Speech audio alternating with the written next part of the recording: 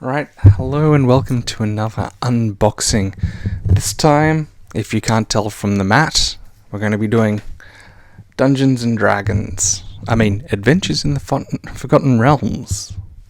Because this is the latest in Wizards of the Coast doing some weird thing where they take IPs from other companies such as Warhammer 40k and integrate them into Magic because Secret Lair apparently wasn't enough. So once again we've got a collector booster, and that's just because the collector's boosters tend to look a lot more shiny and a lot better than some of the other ones. You'll notice that from my other videos it seems that I'm only doing the special editions, like I've done the Time Spiral Remastered and Modern Horizons 2. That was ultimately because I just couldn't be bothered doing Strixhaven, and there are a number of other external contributing factors to the reasons why I didn't do Strixhaven. But I'd like to keep doing these for every set. I may switch it up a bit where I do set boosters, or I may do a regular draft booster, but it's for the majority of the time you can expect that I'm going to do collector boosters just because they're so shiny and there's less cards to go through, so that way you don't have to watch an hour and a half of me just opening packs, and it's a lot quicker. It's done and dusted and pretty quickly. So let's stop with the yammering and let's open it up. As you can see, it's sealed.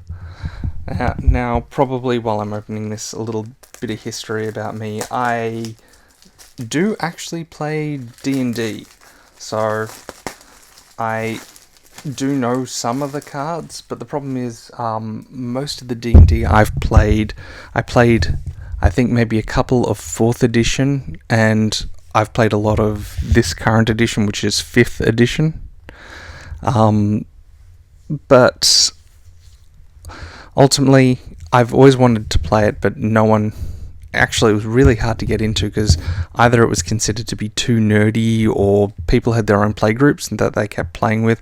So I didn't really get to play, but I've wanted to play since about 3rd. I want to say 3.5. But that's also... Forgive me, I also know that a lot of the cards in this set are based on some novels that feature Drizzt. I don't know who any of these characters are because I don't actually read any of the novels or anything like that, which I know is blasphemy to some people, but for me it's a matter of, well, I'd rather play the game and play with my friends and have some high fantasy adventures rather than read about others' high fantasy adventures. If I want that, I'm always considered that I'd rather just read something other high fantasy adventures, like maybe Terry Pratchett or Ursula Le Guin or McCaffrey. Basically interesting ones, established writers, rather than people's characters having fun with their friends. Basically, I didn't want to read other people's characters having fun with their friends and then put to paper. Although that said, there is something to be said for the Japanese and their whole transcribing of sessions. But that aside, let's get into what you all wanted me to do, which is to crack some packs. So let's put these aside for now, and let's have a look at the shiny.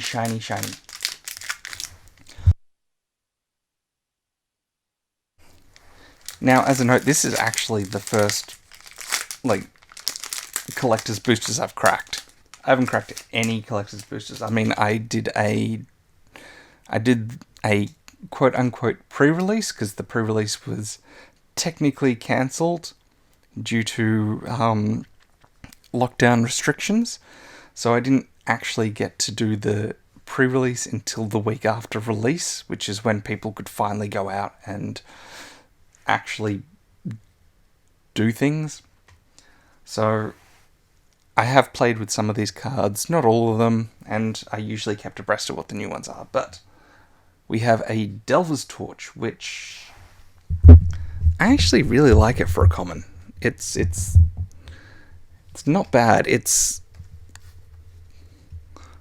The cards just aren't staying. Delver's Torch I actually kind of really like, because aside from giving +1, which is +1/+1, which is nice, it's whenever it attacks, ventures into the dungeon, which is a new mechanic as of this set, which is basically whenever you venture into the dungeon, if you aren't already in the dungeon, you pick one of 3 dungeons, which is Mines of, and I apologize for everyone, I can never pronounce it, I call it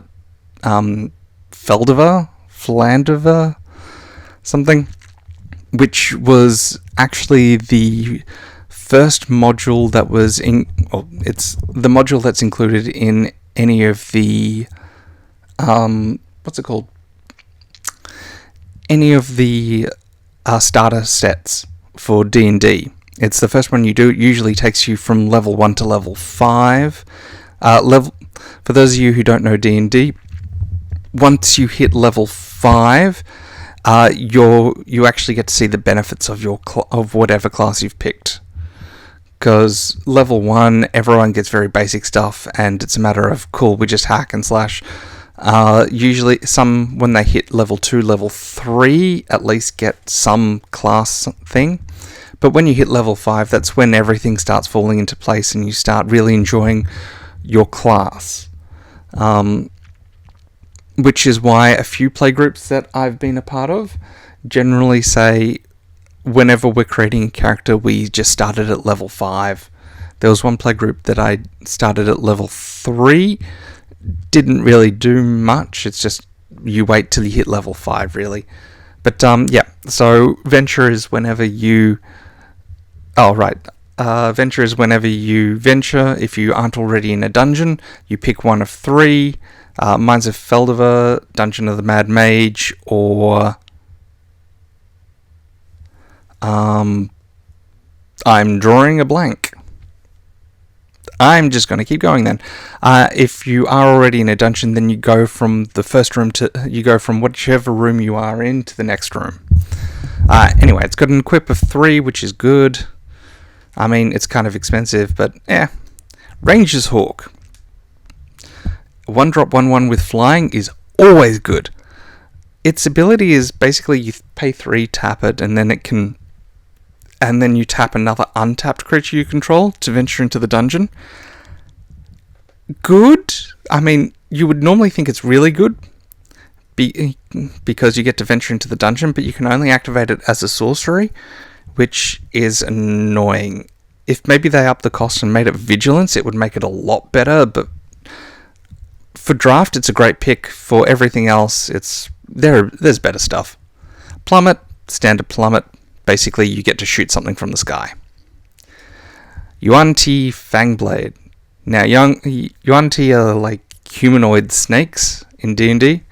Yeah, see, I do know some D&D.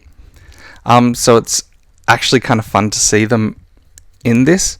Usually, they aren't a character, so to speak.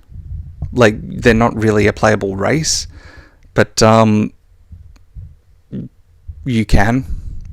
Like, I think they were in Xanathar's Guide to Everything, where they had the stats and Wizards was like, yes, you can play Yuan-Ti.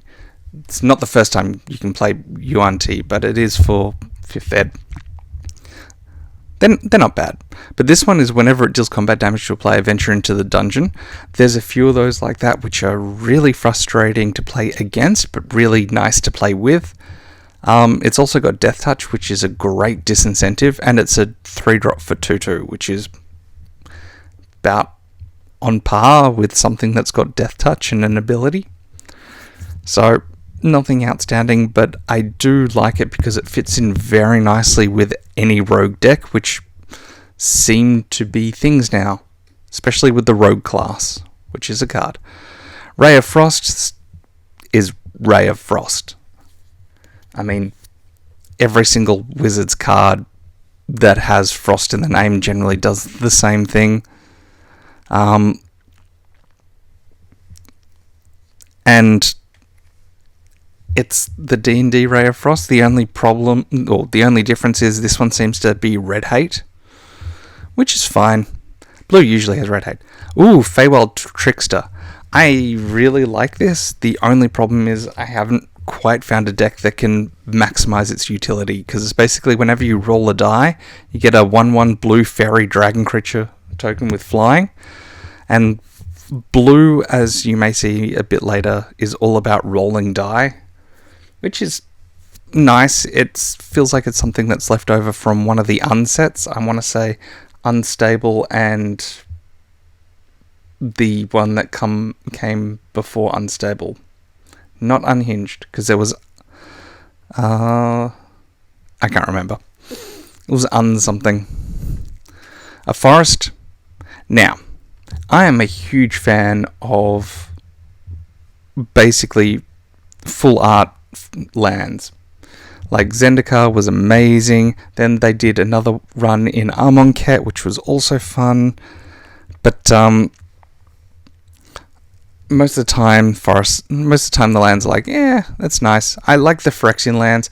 The Zendikar, what was it called? The Zendikar Panorama lands, I also really, really liked, because I liked having 4 and then you would play them and they'd form a panorama, which was nice. These ones I really like because they have story prompts in the flavor text, because usually for the lands it's just basically, it's a land. It has nothing else going for it. But this is, for the forest, as you venture deeper under the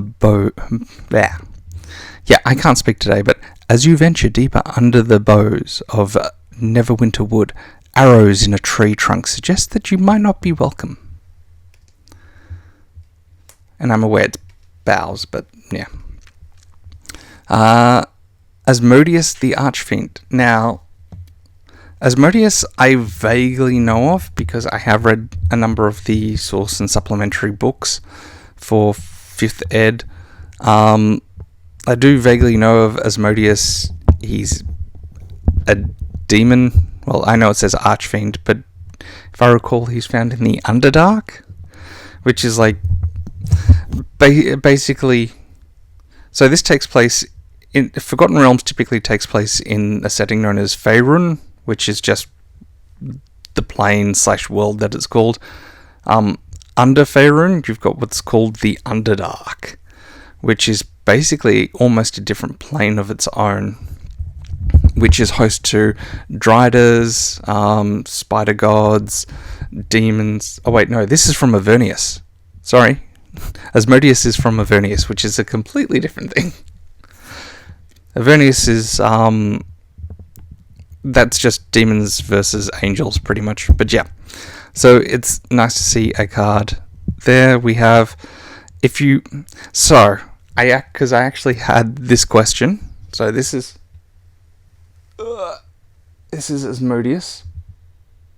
If the camera decides to, pick it up properly.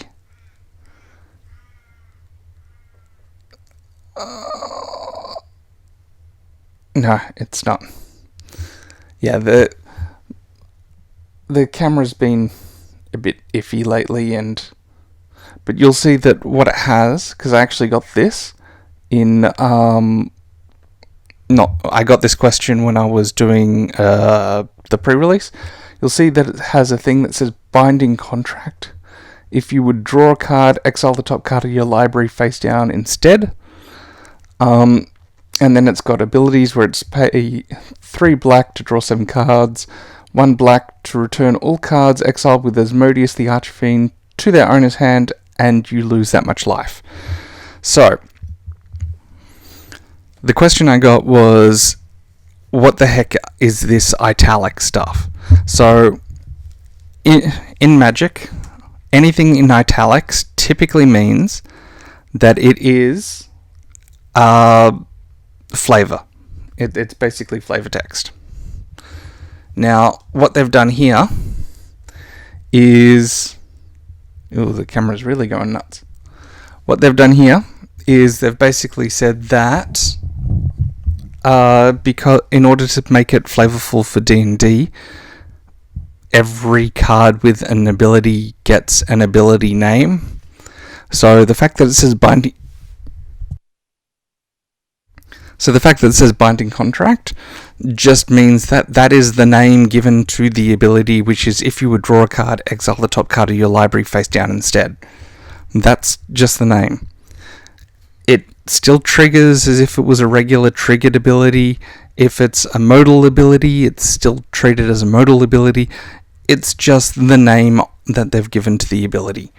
Because in D&D, characters tend to have passive abilities, active abilities, things like that.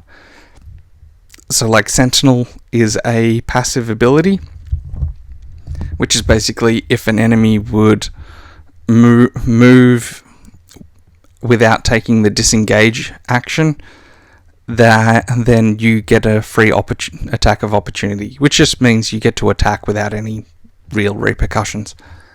But the binding contract just is the ability name. That's all it is. Oh, so next up we have Extract Brain and its extended border art. Oh, this one's from the Commander set. Cool. I haven't seen all the new cards in the Commander set. I basically had a look at the new commanders and the new alternative commanders, and then I went, So, because one thing about this set is it doesn't ultimately whelm me. Well, it doesn't overwhelm me. It feels very whelming. It sort of feels like it's just a normal set. If I was to call it anything, it would probably be a core set. So, in other words, for me, this is M2022. Even though there may probably will be an M22. This just feels like a standard set. There's nothing outstanding, overwhelming that really sticks out. But Extract Brain, target opponent chooses X cards from their hand. Look at those cards. You may cast a spell from among them without paying its mana cost. Okay, that's actually really good. I like that. I should stick that in one of my commander decks.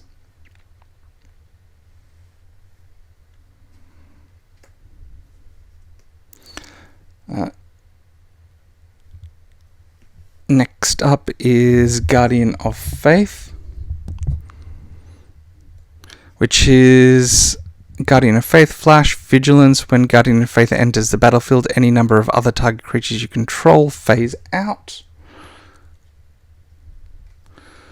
And then we have alternate arts. Hooray! So these are done in the style of... I'm just going to lift it up a bit, so hopefully the camera will fix. So these are done in the style as if they were in a D&D source book. If I was to say any source book, because it doesn't look quite like the 5th edition, because 5th edition typically has a coloured portrait and then the stats in a big block. If I was to say, this probably looks like 3rd edition, but I have a feeling that they're probably reaching back even further and doing it as if it was D&D 1st edition or Advanced D&D, otherwise known as AD&D. And then so Celestial Unicorn's nice. It's basically whenever you gain life, put a +1/+1. And look, unless you cracked one of the Unicorn Jumpstart packs and decided to make a Unicorn commander, it's no different to any other Unicorn, but there are a few Unicorns. So Null Hunter, again, this is one that has an ability with a name, which is Pack Tactics. Pack Tactics, which is whenever Null Hunter attacks, if you attacked with creatures with a total 6 power or greater this combat, put a +1/+1 counter on Null Hunter. There's actually a few of those. So there's a goblin that does something, I think, that does something similar if you have 6 or more power. I want to say there's a giant that does the same sort of thing, but there's a lot that basically check if you're attacking with 6 or more power and then something happens, which is interesting. It may seem difficult, and it's pretty difficult to do if you're doing a draft or if you're doing a sealed. It's actually a lot easier to do if you got a sealed, but in standard it's really easy to get 6 power attack with 6 power.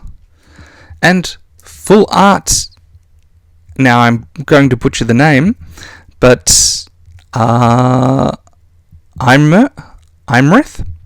or Imrith Desert Doom. It's a mythic, so I'm going to hold it up so you can see.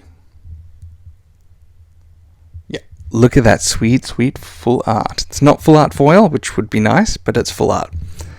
It's got flying. It has ward, which is one of the new abilities that was introduced in Strixhaven, which basically is really great because it's one that they wanted as an evergreen, which means that every single color should have one.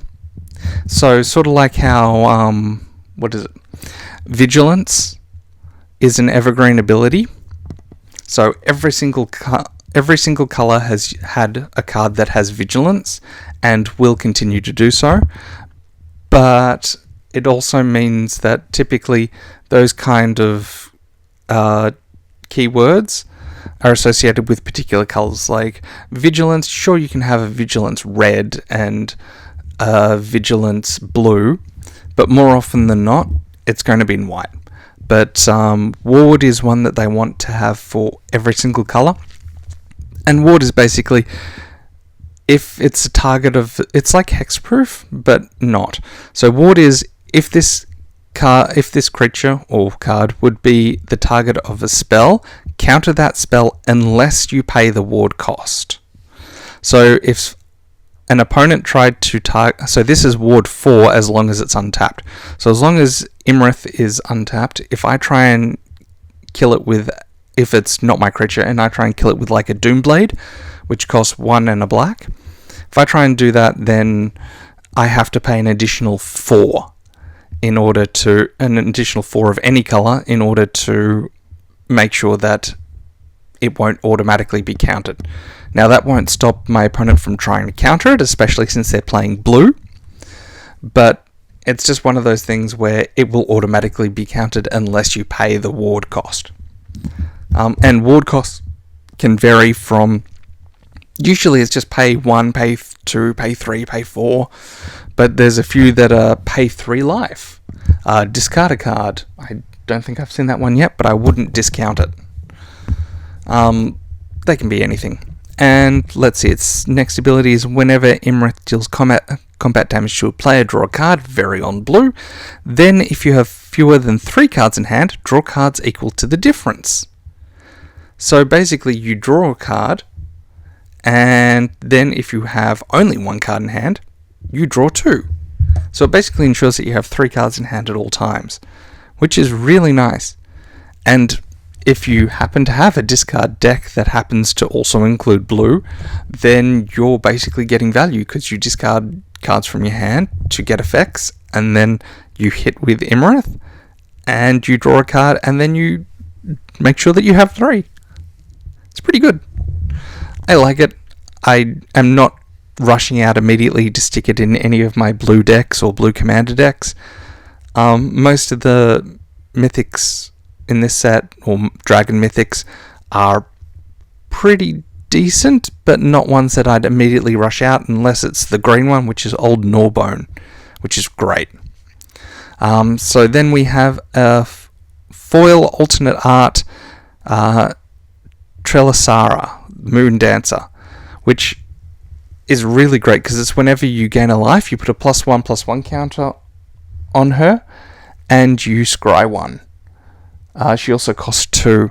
But the biggest problem I have with her is that life gain, because I've been playing on Arena in order to test out the cards before I actually got my hands on them, life gain is iffy in this set. Like, it's good with the removal with the fact that Book of Exalted Deeds is banned for standard 2022. That actually hurts the life gain quite a bit, because life gain needs something, because at the moment it's just sort of flailing about. It feels like it's missing 1 or 2 key cards to really make it amazing. But I'm still going to try it. Ooh, that... Okay, I probably can't explain it to you, so I'm going to try and show you. So this is the alternate art module Hall of Storm Giants. So what Wizards of the Coast did is to try and grab some of the old fuddy-duddies, or the people who played in first D&D/AD&D. So second edition of D&D was known as Advanced Dungeons & Dragons, if I hadn't mentioned that already. So what they've done is they've done a number of cards, specific cards, usually the lands, in what they call module. So these pretty much look like the modules that they're based off. So this is Hall of the Storm Giants, and not only is it the module, but it's also in foil, and it looks really amazing. I'm probably not going to use it because it's fine. I mean, it comes into play tapped unless there are 2... it comes into play tapped if you control less than 2 lands, which is annoying. Less than 2 other lands. Taps to add 1 blue, and for 6 or 5 and a blue, until end of turn, Hall of Storm Giants becomes a 7/7 blue giant creature with ward and 3, and it's still a land. So it's a big mother. You pay 6, you get a 7/7 with ward 3, which is nice.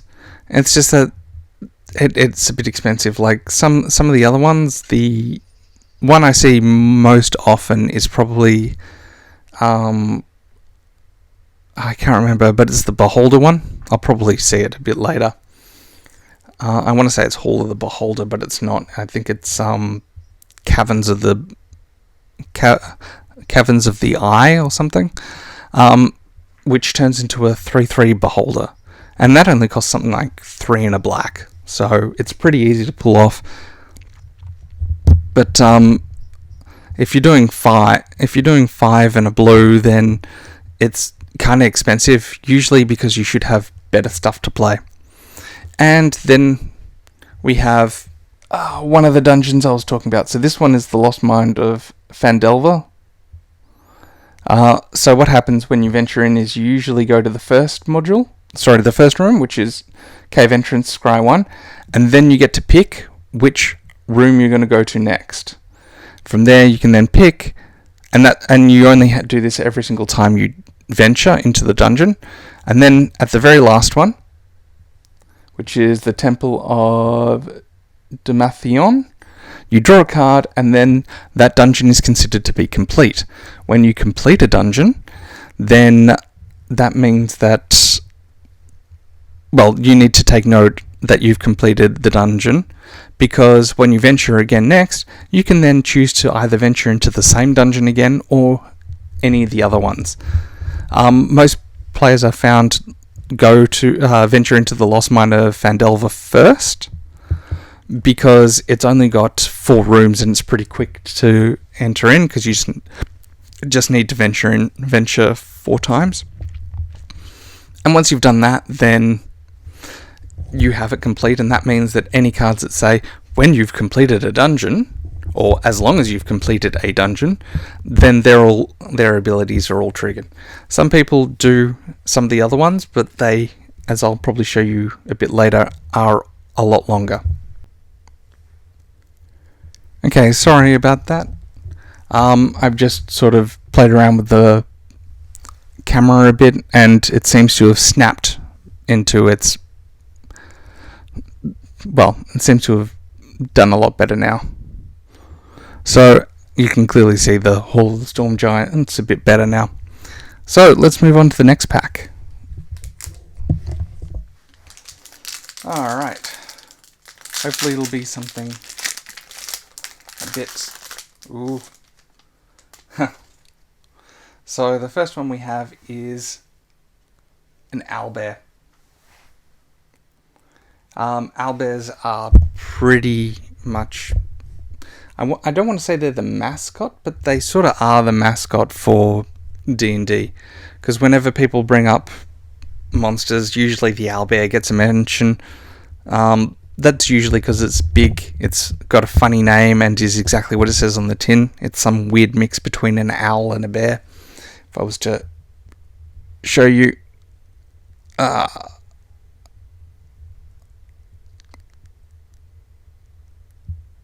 yeah. So that's what the owlbear looks like. And you can see it's got trample and keen senses. So when it enters the battlefield, draw a card.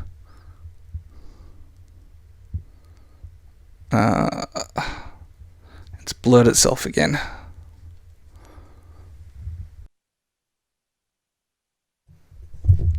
Alright, it's fixed for now. I'm just going to have to be a bit careful. I don't know why it suddenly started acting up, but it has.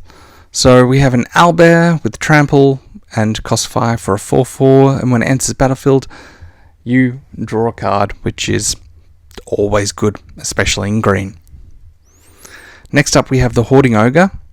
Now the Hoarding Ogre I actually really like because... sorry, I'm just set on the offside, I'm just setting out the mythics and the rares. The Hoarding Ogre I actually really like because whenever it attacks, it produces treasure.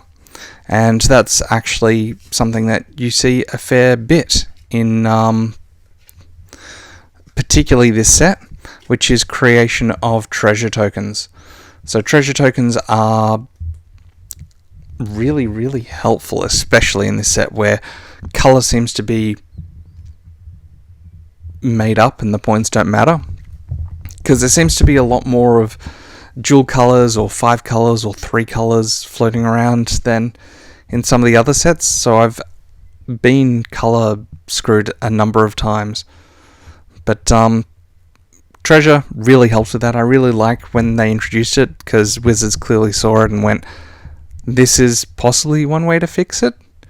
And it's been in pretty much every set since. I want to say it was introduced in Ixalan, but I can't honestly remember. I'm sure someone in the comments will correct me. But I really like treasure. And this one creates usually 2 treasure tokens. So it's whenever it attacks, you roll a d20.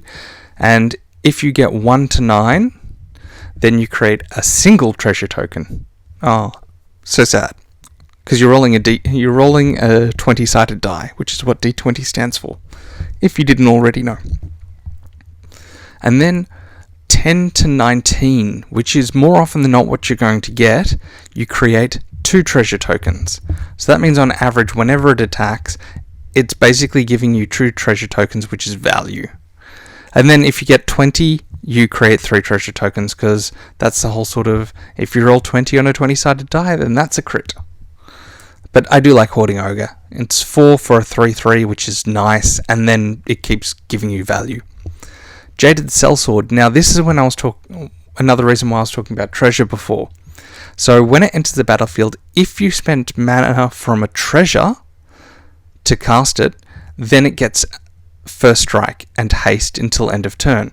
So what they've done in the D&D set is whenever you use a treasure token to produce some mana, and then you spend that mana on another creature or another item or something, you get a bonus. so it's an incentive to use treasure, but it also is very flavorful because, well, in D&D you're all about getting the treasure. So, and Jaded Sellsword isn't too bad. It's a 4/3 that can come in with haste and first strike if you spend treasure. And now we have the first one of our choices, basically. So, because they're doing D&D, they decided that how would we do spells and instants? Instants and sorceries and all that kind of junk. How would we do that? Because yes, there are spells in D&D, but usually only classes like warlocks and sorcerers and wizards and others like paladins can cast spells, but not everyone can. Like a barbarian doesn't really cast spells. They have things that they can do and abilities, but they don't really have spells. So what they've done is they basically made them choices.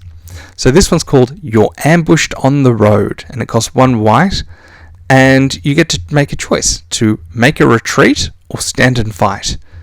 And this is where that italicized name comes into play, because if you make a retreat, what they're saying is return target creature you control to its owner's hand. But if you choose stand and fight, then target creature gets +1/+3 until end of turn. And being at instant speed, it's a pretty good combat trick. Because what you can do is you can send a chump blocker and then you can bounce it back to hand, or you can give it +1/+3 and it can either tank the hit or it can kill something. It's pretty good. Green Dragon. Green Dragon isn't bad. The problem, it's the uncommon dragons. They're not bad. If I recall, the best ones are the black and the red ones. Because the black one is when it comes into play, target creature an opponent controls gets -4/-4. And the blue, not the blue one, the red one is when it comes into play, deals 4 damage. Oh, right, and the white one. The white one, when it comes into play, you tap target creature an opponent controls. It doesn't untap during its control's next untap step. The blue and the green one, Like, the green one here is Poison Breath. When Green Dragon enters the battlefield until end of turn, whenever a creature an opponent controls is dealt damage, destroy it. It's good, but it really, you kind of want to play it iffy. I mean, it is flying, it's 4/4, but the biggest mark against it has got to be the 6 cost. Like, Emerith has a 5 cost, and the Green Dragon's got 6. And at 6 costs for a 4/4, you're umming and ahhing at that point. Is it worth it?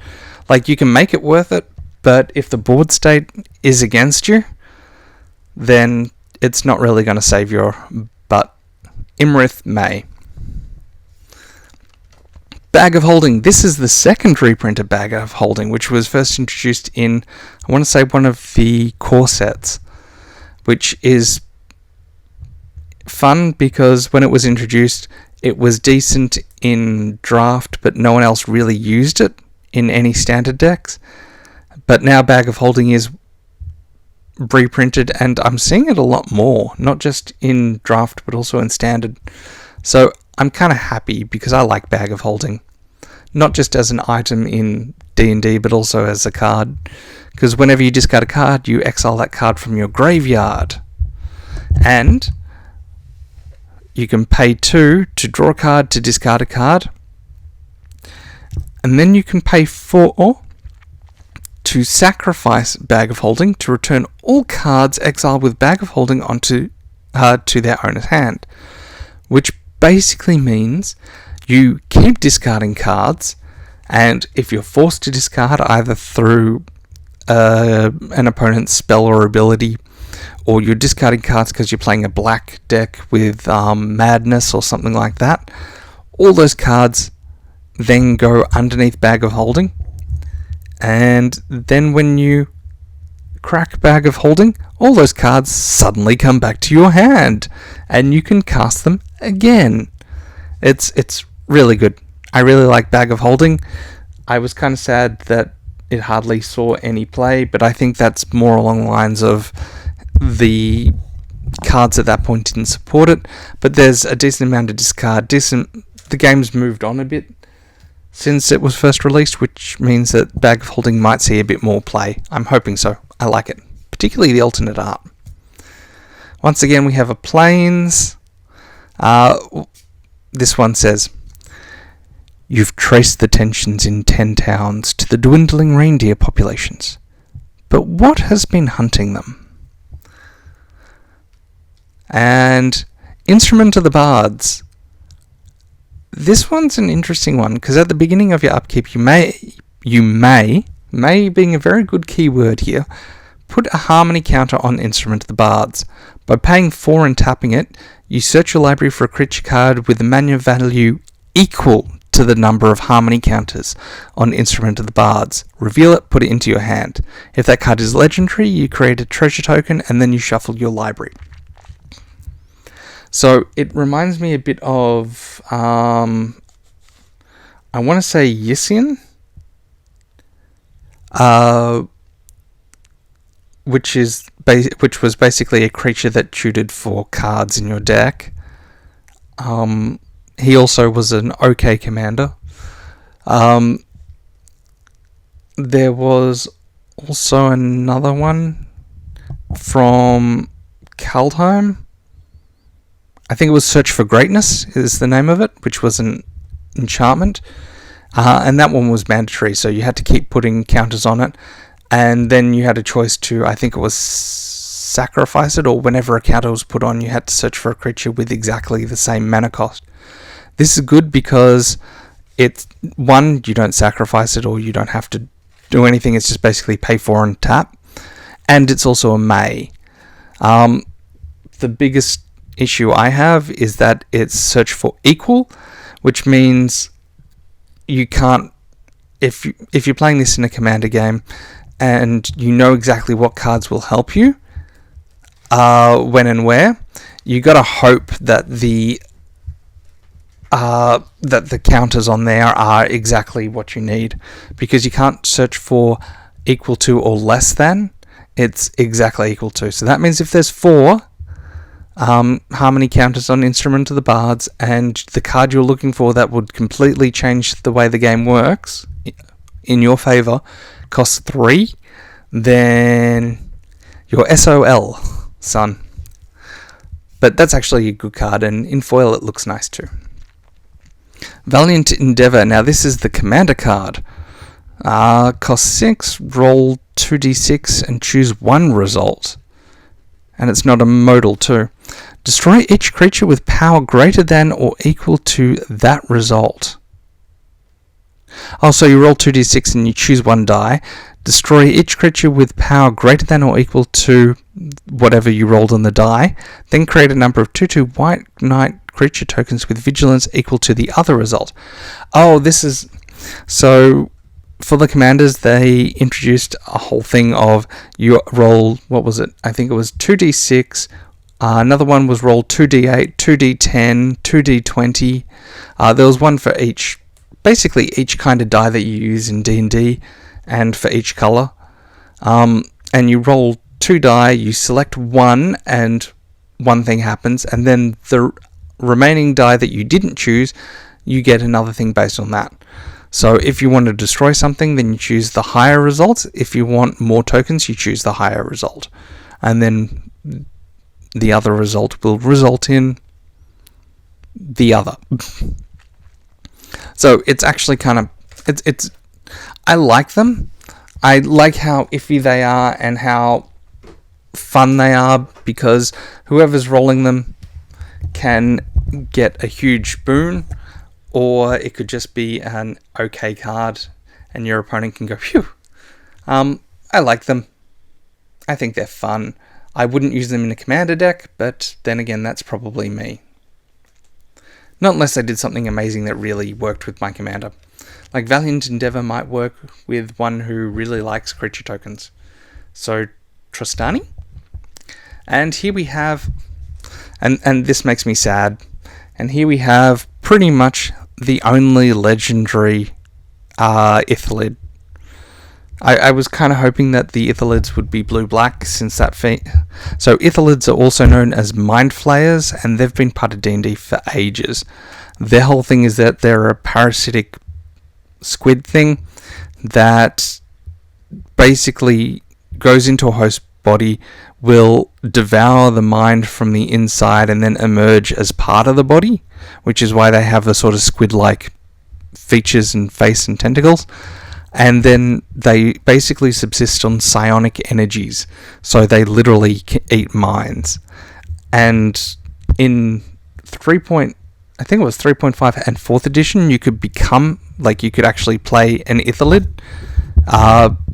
While they do tend to be evil alignment, you can still play them as regular, because when they're a player character, what can happen, because the story is occasionally what can happen is an Ithalid, while it's devouring the mind of its host, can actually not only absorb the personality but also the knowledge of the host, and can realize that what they're doing is wrong, or other things like that.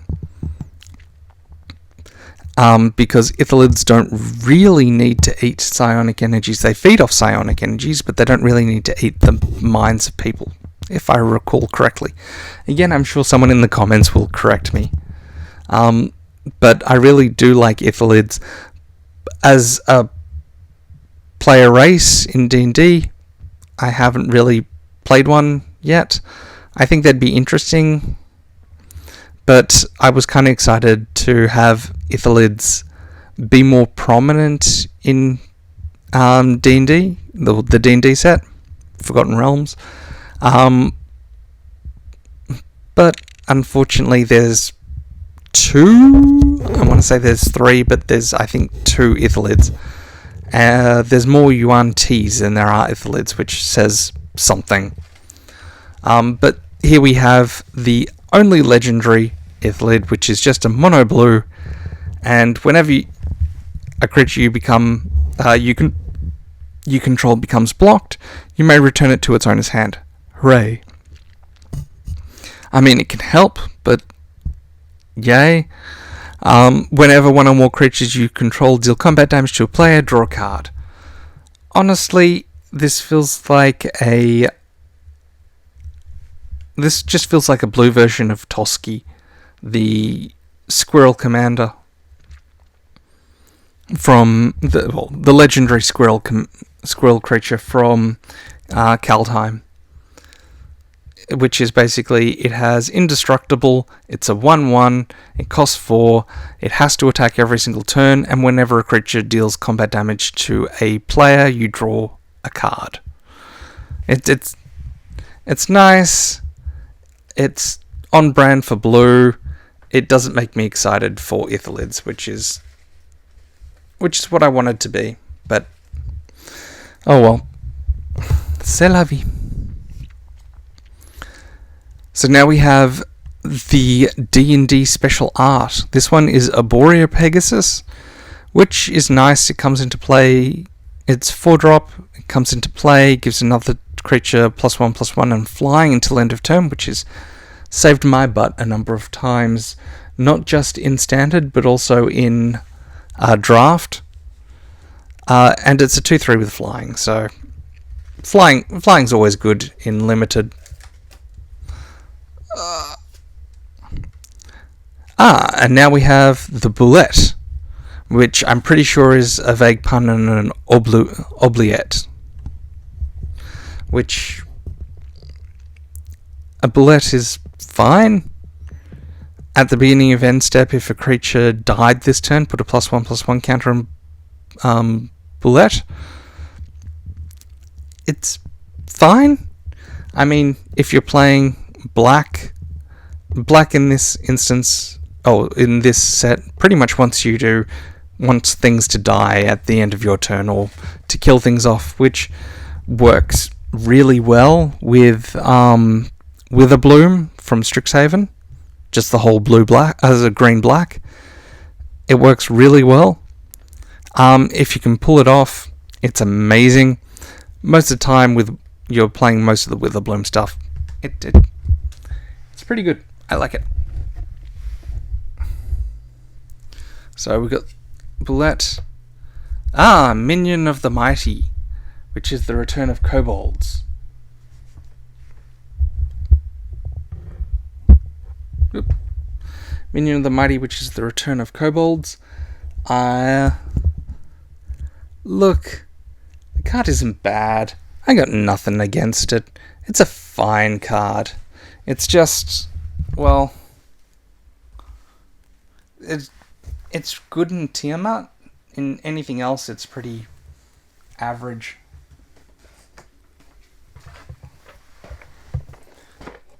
I mean,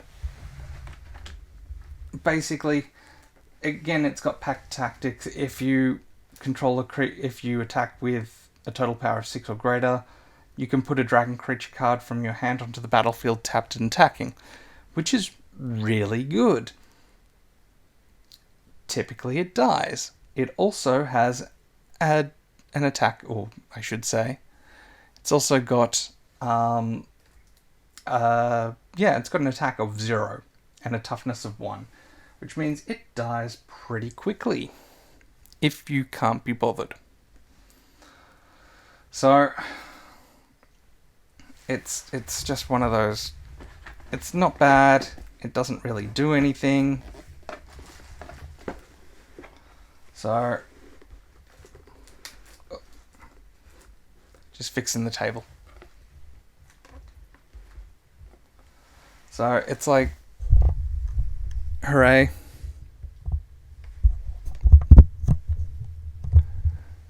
I mean, it's not bad. It's just more Tiamat style. And then we have, yes. It's a foil module of Evolving Wilds, which I think looks really cool.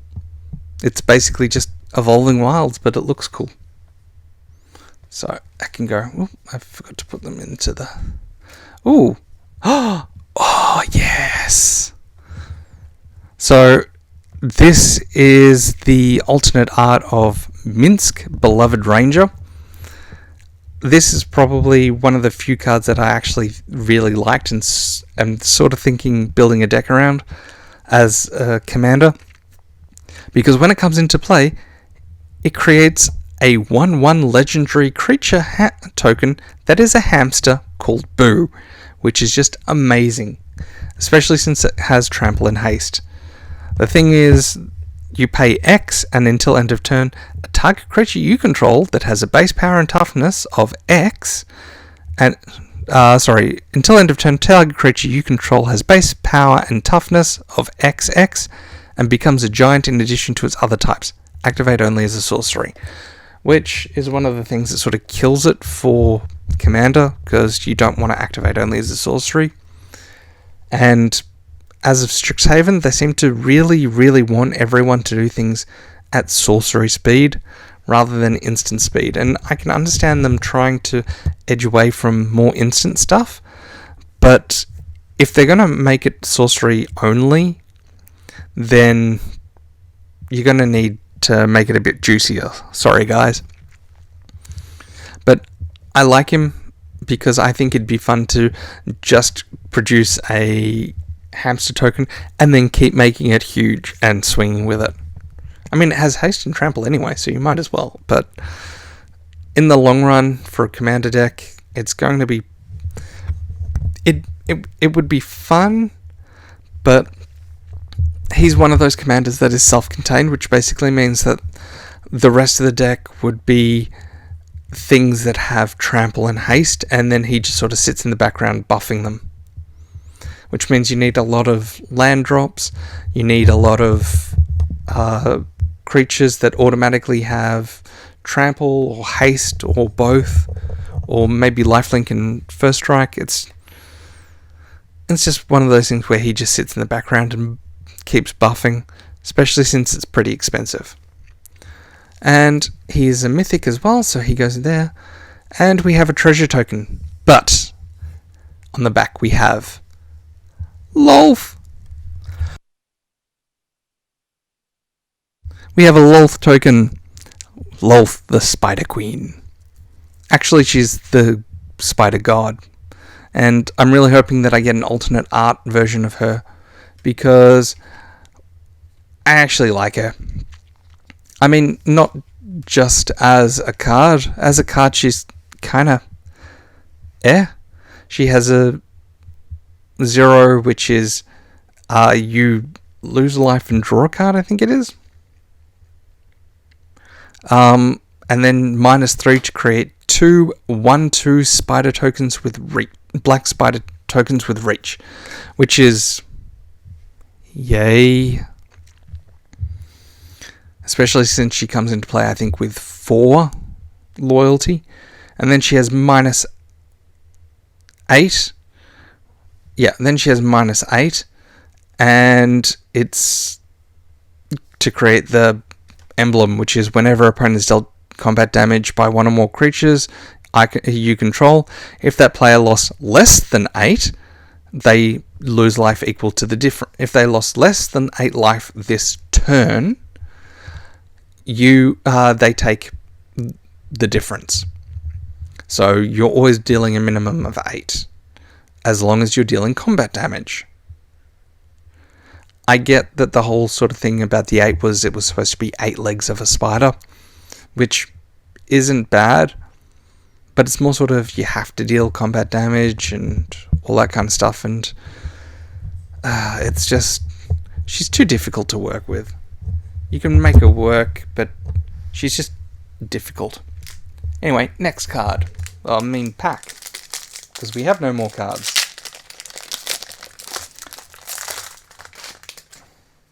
And we still have a few packs to go. Alright. So here we have Silver Raven, which is nice. It's a 1-drop 1/1 with flying, so that's pretty decent. And then it lets you scry when it enters the battlefield.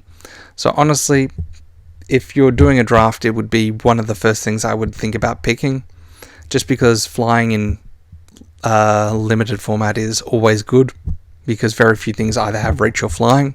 So if you steal all the flyers, then no one can really do anything. Mwahaha. But ultimately, it's an okay. There's the regular version of the bullet. Charmed Sleep, which is, again, just like Sleep, the card. Vampire Spawn, when it enters play, opponent loses 2, you gain 2. It's fine for a 3-drop. It's standard. Hunter's Mark. I actually like Hunter's Mark. Hunter's Mark is good.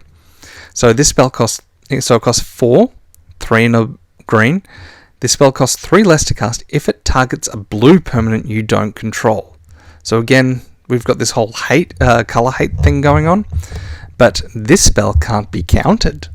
And target creature you control gets +1/+1 till end of turn. It then deals its damage, not fights. It deals its damage equal to its power to target creature or planeswalker you don't control. So not only can it not be countered, but it also doesn't fight, which means that it doesn't take any damage. It just deals its damage straight out. I really like this card. So here we have another one of the legendary uncommon legendaries. So they have rare legendaries, uncommon legendaries, and of course mythic legendaries, because that makes sense. But here we have Shesra, Death's Whisper. I really like her art. Her art looks amazing. I'm just trying to see who did her art. It was Mary Magny, but I really like her art. She looks so pretty and so evil at the same time. It's like that perfect mix for me. But the card itself is so underwhelming. Basically you can't even build a deck around her, like an EDH deck around her, because you're just going to look at her and then you're going to look at the Witherbloom Commander. Or not the Witherbloom Commander per se, but I think it's like Bellatrix Witherbloom or whatever, the Witherbloom Dragon. You're going to look at the Witherbloom Dragon and go, okay, the Witherbloom Dragon does a lot more and is a lot better, because when you're building Shesra, you're pretty much building the Witherbloom Dragon. because she has Bewitching Whispers. When Shesro, Death's Whispers, enters the battlefield, target creature blocks this turn if able. Hooray! I mean, it basically presumes that everyone you have has Death Touch, so huzzah. She doesn't have Death Touch, but you hope other cards do. And to top it all off, that's when she enters the battlefield. So if she's a commander, she enters once, and then you hope that you don't have to cast her again, because then it's an additional 2 each time, which is just a waste of resources. And then Whispers of the Grave.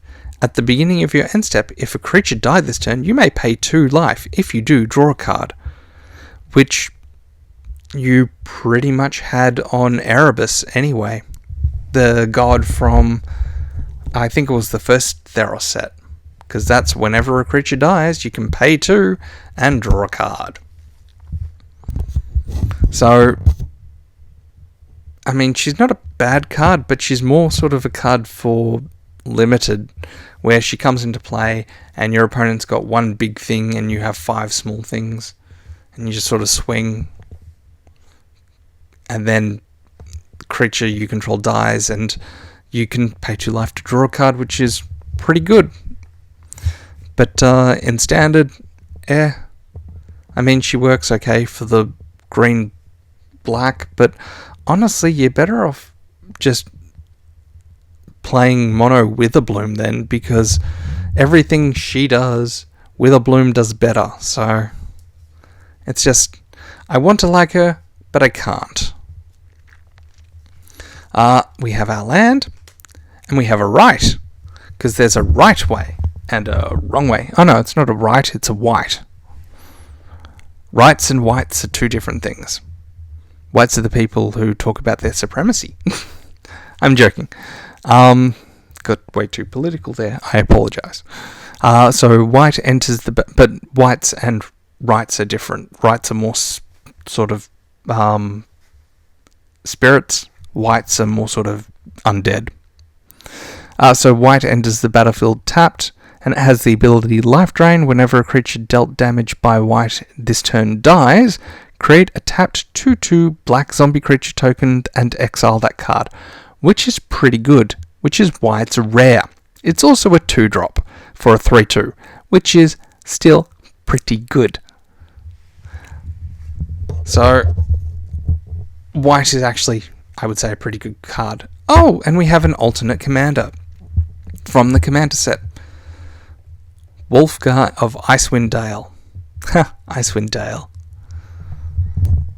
I have the Rime of the Frost Maiden, and I've been itching to play that, especially, and it takes place in the Icewind Dale.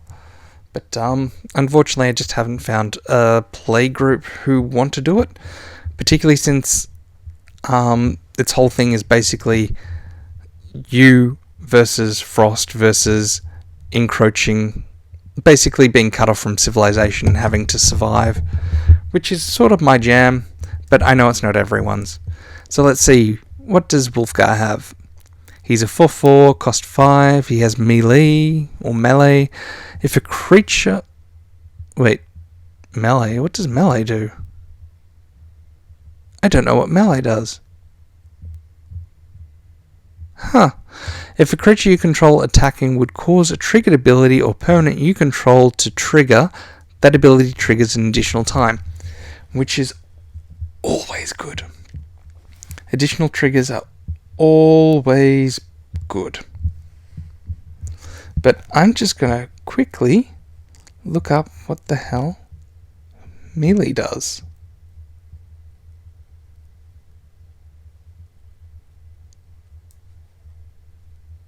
So, if you'll excuse me, that does not happen. Melee is a triggered keyword that makes creatures bigger if they attack. A creature with melee gets +1/+1 till end of turn for each opponent the player attacks that combat. So if you attack multiple... So basically it's a commander thing trying to get you to attack multiple players at once. So if you attack So if you're in a 4-player commander game, you attack with Wolfgar, you attack Wolfgar with against one player, another creature against player X, and another creature against player Y, then Wolfgar will get an additional +3. Not bad, but okay. Very on brand for red-green, but okay. I mean, I don't hate it, but it's okay. Circle of the Dreams Druid. 3-drop for basically a Gaia's Cradle. She's good. I really like her. Excellent in mono elf. That's not just for commander. That's also for standard. She's pretty good. Yeah. I mean, I was talking with a friend recently, and he was starting to get sick of it because what's happening is it seems that Wizards of the Coast have said they're never reprinting Gaia's Cradle, which is one of the reasons why it's so expensive. But they seem to have gone out of their way to make sure that they'll never reprint Gaia's Cradle, except that they've reprinted Gaia's Cradle a number of times. Like there's Circle of the Dreams Druid, there was another elf that did something similar, and then there was even in Ixalan, there was Rites of Ilmotech, which was an enchantment that then basically turned into a land that was Gaia's Cradle. So, yay. I mean, I really like the card, but I'm also underwhelmed because I happened to crack like one of them. So I don't really need any more, but she's good, especially since she's extended border. Ooh! And we have a Mimic. Mimics are stable in D&D. In fact, it's the basis for one of the jokes, which is a party of adventurers walked in absolutely covered with slime, and the innkeeper asked, why are you covered in slime? And they said, the party said, yeah, we encountered a mimic. And he said, oh, okay, how do you know it was a mimic? And he said, well, because the chair suddenly attacked us. And the innkeeper laughed, the barkeeper laughed, the table laughed. So mimics are great. It's nice. It sacrifice it to get one mana of any color. Cool, it's a treasure. Or you can pay 2 and not tap it, and Mimic becomes a shapeshifter artifact creature with a base power and toughness of 3/3 until end of turn, which is also good. I mean, it's more for standard, and you can probably get it off in draft if you have limited creatures. But it's fine. I like it. Kalain Reclusive Painter. When it enters the battlefield, you create a treasure token. Whenever other creatures you control enter the battlefield, other creature tokens enter the battlefield with an additional +1/+1 counter on them for each mana that was spent from a treasure in order to cast them. Not good in draft. Okay, you can get it off in standard. In commander, it's an iffy card, especially as a commander. Because as a commander, you basically keep casting it, but you pair it with one of the recent cards, which is Zorn, which is whenever you create a creature token, a treasure token, you create an additional one. And also some of the cards from Modern Horizons 2, which basically doubled any treasure token and stuff like that. It's okay. It's just okay. Oh, wait, that goes there. And Westgate Regent. I got 2 of those in my draft. And I didn't play black because they were pretty much the only black creatures I had. So this one has flying. It has ward, which is to discard a card, and whenever Westgate Regent deals combat damage to a player, put that many +1/+1 counters on it. So it's sort of like a Mephedros Vampire or something like that. It's fine. It's a 4/4 for 5 with flying, which is decent. It has ward, which is also decent. Discard a card doesn't really hurt too much unless you're playing... It doesn't hurt too much unless you're playing green, red, or limited. But even then, green has ways of getting more cards. And even red now has discard a card to draw 2. Because Faithless Looting is still a thing. It's fine. I got nothing against it. Loathsome Troll. So this one is kind of fun, and I really want to pull it off one day, but I just haven't. So it costs 4, and you roll a d20, but you can only activate this if Loathsome Troll is in the graveyard. Why? Because on a 1 to 9, you put it on top of your library. On a 10 to 19, you return it to your hand, and on 20, it enters the battlefield straight up. It's also a 6/2 for 5, which is fine, but its ability to basically keep coming back is what makes it amazing. Also the 6. Oh! Hey! Eye of Vecna! Full art... Oh, sorry, extended art. So, again, my friend and I were talking about it. So my friend has... the Book of the Dead, I think it is. I can't remember. It's the Evil Tome. And the Hand of Vecna, which I happened to crack. I also got a Hand of Vecna in my draft. I put it into my deck. You have Hand of Vecna on the field during a draft. It's pretty good. Which is an understatement. I mean, it can turn the tide of games, but it's not ultimately outstanding. But still. And we were both complaining about how we didn't have an Eye of Vecna. I guess I now have an Eye of Vecna. So Eye of Vecna, legendary artifact. It costs 2, and when it enters the battlefield, you draw a card and you lose 2 life. Oh, so sad. I mean, it's kind of expensive, because usually this thing is you lose 1 life and draw a card, but at the beginning of your upkeep, you may pay 2. If you do, draw a card and you lose 2 life. So basically, you are guaranteed to draw a card if you pay 2 and 2 life. Given that black seems to be getting real cozy with white recently, which generally means life gain, it means that it's negligible, but it also ensures that you get a card when you need it. So it's pretty decent, and I really like it. Oh!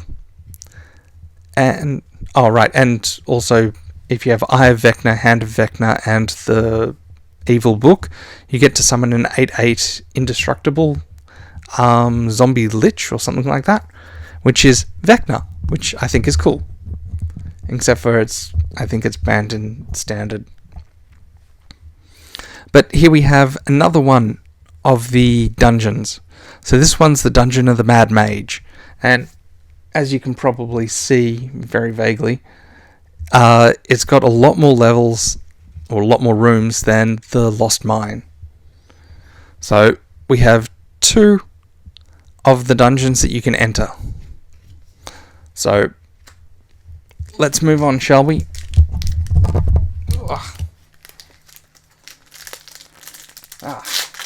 Sorry.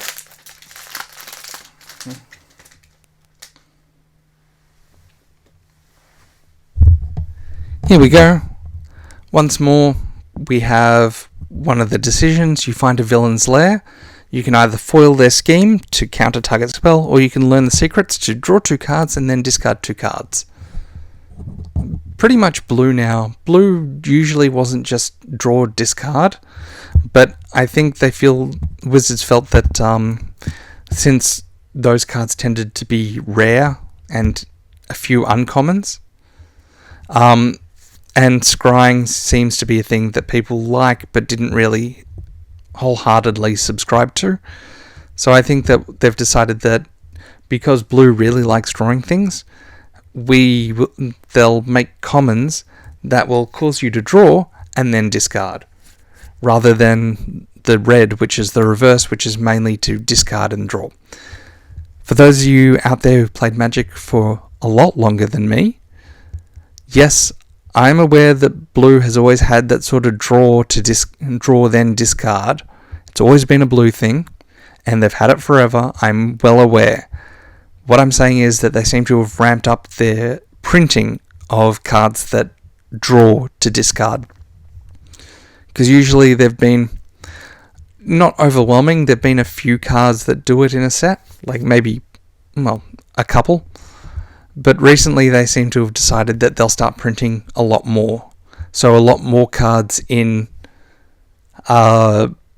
standard will draw cards to discard rather than the 2 or 3 that you used to have in a deck. Now you can pretty much have a deck of all draw to discard. Direwolf Prowler, and it's just a 3-drop 2/2 that then you pay 2 to give it +2/+2. And it's instant speed. Huzzah! Soul Knife Spy, which is an elf rogue. And Soul Knife is one of the few rogue psionic abilities, provided you take that subclass. Bull Strength, it's literally growth or something like that. +2/+2 and untap it. We have a regular Trilacera, which is the foil one that I had before in the alternate art that I talked about the life gain. And here we have our first class. So classes, I'm on the fence. They're like sagas, but different. So instead, sagas happen every single turn. They increase the counter and then they go away. Once you hit 3 or 5 or whatever it is, the maximum that they have. Classes don't go away, and you pay the cost in order to, if I recall, the cost has to be at sorcery speed, but you pay the cost and it increases its level up until level 3. So you get a basic ability, then when it goes to level 2, you get the secondary ability and the basic ability, and then level 3 you get all of them, which are kind of good, kind of okay. Like the cleric one is whenever you gain life, you gain 1 more life, which is good. Its secondary ability is whenever you gain life, you can put a +1/+1 on target creature. Very good. But its third ability is when it becomes level 3, you search your discard pile, you search your discard for a card, for a creature card, and you put that card into play, and you gain life equal to its toughness, which is good, but it's also the fact that it only triggers once.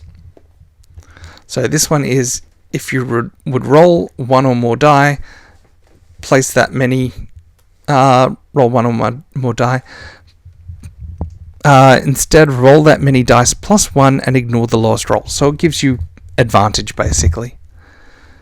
Whenever you roll 1 or more dice, target creature you control gets +2/+0 and gains menace, and then at level 3, creatures you control have haste. So it all kind of works out in the end. We have a forest, a triumphant adventurer. I don't like him. I'm sorry. I don't like him. It's a 2-drop for a 1/1 with Death Touch, which is really good. As long as it's your turn, Triumphant Adventurer has first strike. Whenever Triumphant Adventurer attacks, venture into the dungeon. They're all really good abilities. Altogether, that's fine. Honestly, I think what would make me like it a lot more, especially since it really, really wants you to attack each and every turn. Honestly, I think maybe increasing the cost and making it a 2/2, or like giving it 1 extra 1, making it a 2/2, or making it a 3/2, or even a 3/1 or something. Just the 1/1 kind of kills it for me. I know that's... Look, it's me personally. It kills it for me. I've seen it hit the board, but then I've just thrown like a 1/1 goblin token that I've created from Lost Mines at it. It dies, the goblin dies, nothing is lost except for the person who was swinging with it. Because then they lose a pretty decent card that allows them to keep venturing into the dungeon. I mean, you could probably stack a whole bunch of auras on it to make it really powerful and really good, but or maybe just remove the thing that it's as long as it's your turn and give it Death Touch and First Strike unconditionally. That might make it a lot better. But at the end of the day, I don't like it that much, sorry. Share the Spoils from Commander. When it enters the battlefield or an opponent loses the game, exile the top card of each player's library. During each player's turn, that player may play a land or cast a spell from among those cards exiled with Share the Spoils. And they may spend mana as though it were any mana of any colour to cast a spell. When they do, exile the top card of their library. Ah, okay. So, it's a global enchantment. That's interesting. So literally everyone gets to the ability to play other players' cards, with the condition that whenever they cast a card, they then exile the top card of their library. It's interesting. I have a feeling that it would go really well in a Chaos deck, but it's interesting. I got nothing else. Orb of Dragonkind. It's okay. Pay 1, tap to add 2 mana of any color combination, as long as it's used to cast a dragon or activate dragon abilities. 1 red to tap to sacrifice Dragonkind, the orb. Look at the top 7 cards of your library. You may reveal a dragon and put it into your hand. Put the rest on the bottom of your library in random order. Good for Tiamat Commander or any Red Dragon Commander. That's it, really. You could probably use it in Standard, but I've never seen it in Standard. Clattering Skeletons. Whenever it dies, venture into the dungeon. This is actually... it seems to be part of a theme for mono black in this set, which is when something dies, then do something. Like you have, I think it's Shambling Ghast or something, which is when it dies, you can choose one. It can either give another creature -1/-1, or you can get a treasure creature token, and it costs 1, and it's a 1/1 and a common. So it's pretty good. And yes, that when I say it's pretty good, I mean it can be used in pretty much all formats, and you gain benefit from it. Clattering Skeletons, yeah. I mean, when it dies, you venture, which means that you get something. It's also a 4/3, which generally means it'll kill something with it. And it's a 4-drop, so it's completely on curve. I have no qualms. Goblin Javelini?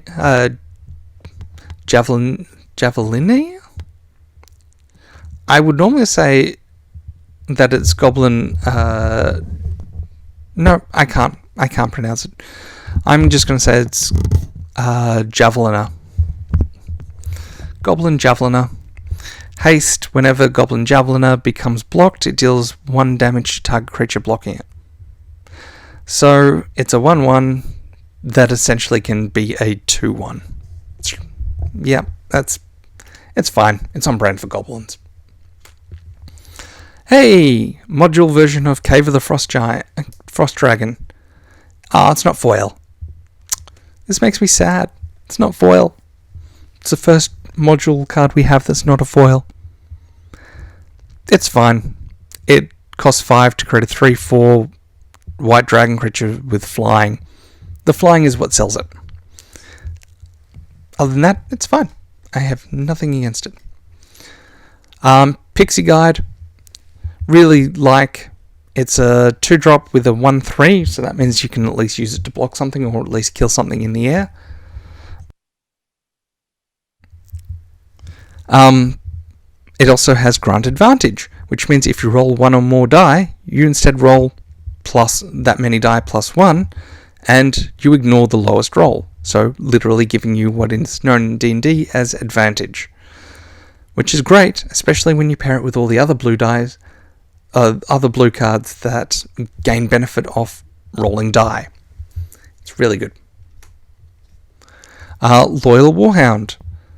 It's like, I can't remember. It's sort of like a land tax, but more like the Lion Knight. I think it was like Knight of the Pride or something. And it's basically when it enters the battlefield, if an opponent controls more lands than you, you get to search your library for a plains and put it onto the battlefield tapped. It's cool. It's a once-off. It's a 2-drop, 3/1 with vigilance. I don't mind it. I cracked it. I didn't play it. And we have a wolf with an emblem from Mordenkainen, who is a planeswalker.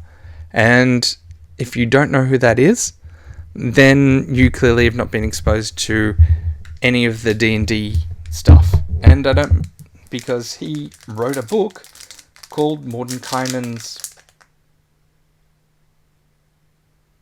Dang, I can't remember the name of the supplement. It's temporarily escaped my mind. I want to say it's Mordenkainen's Book of Foes.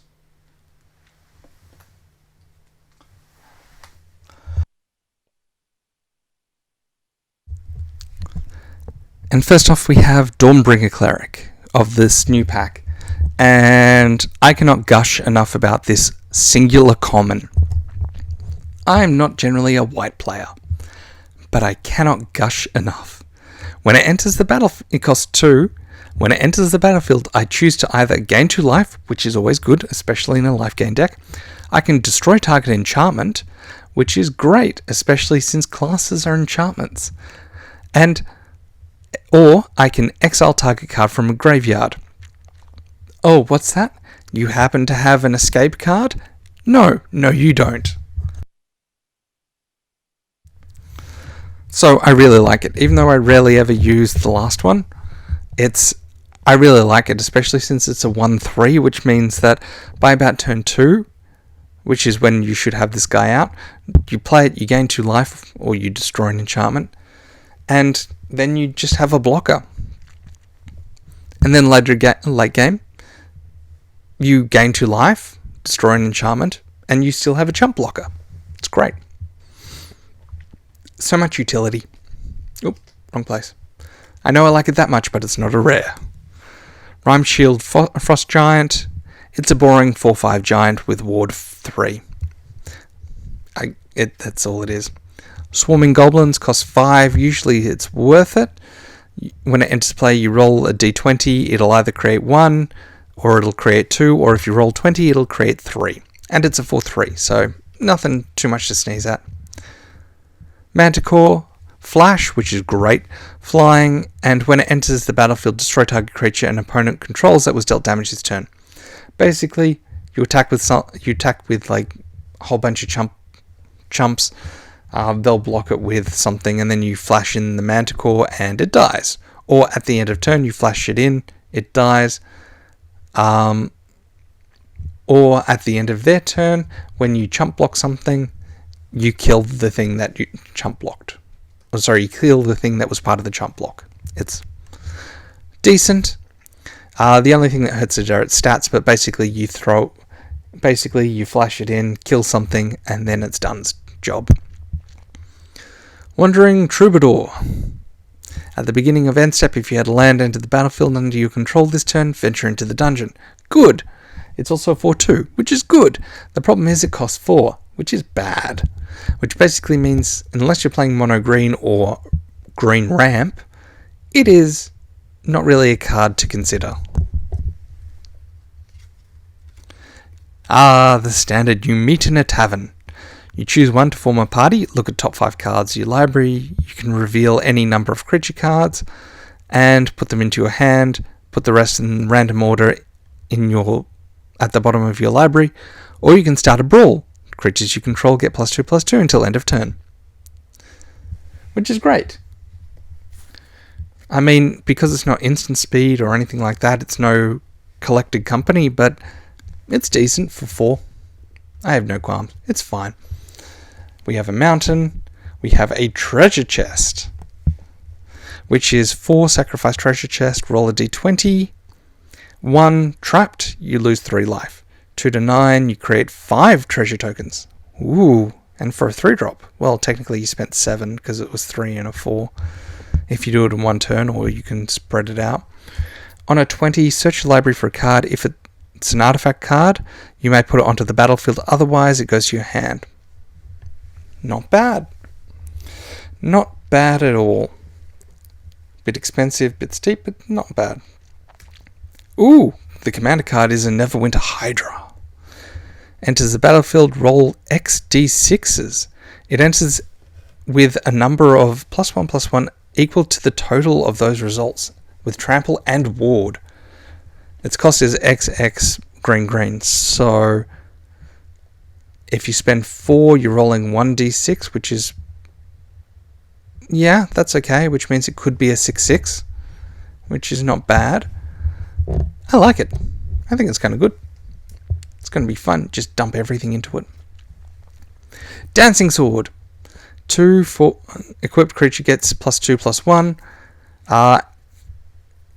If a creature that is equipped with it dies, you get a 2. You can choose to make it a 2/1 construct artifact creature with flying and ward 1. But if you do, it's no longer an equipment, and its equip is 1. It's not bad. I like it because it's pretty good in draft. Problem I have with it is I was playing against someone in Standard who literally had no creatures. I would kill their creature and they would still keep the Dancing Sword as an equipment.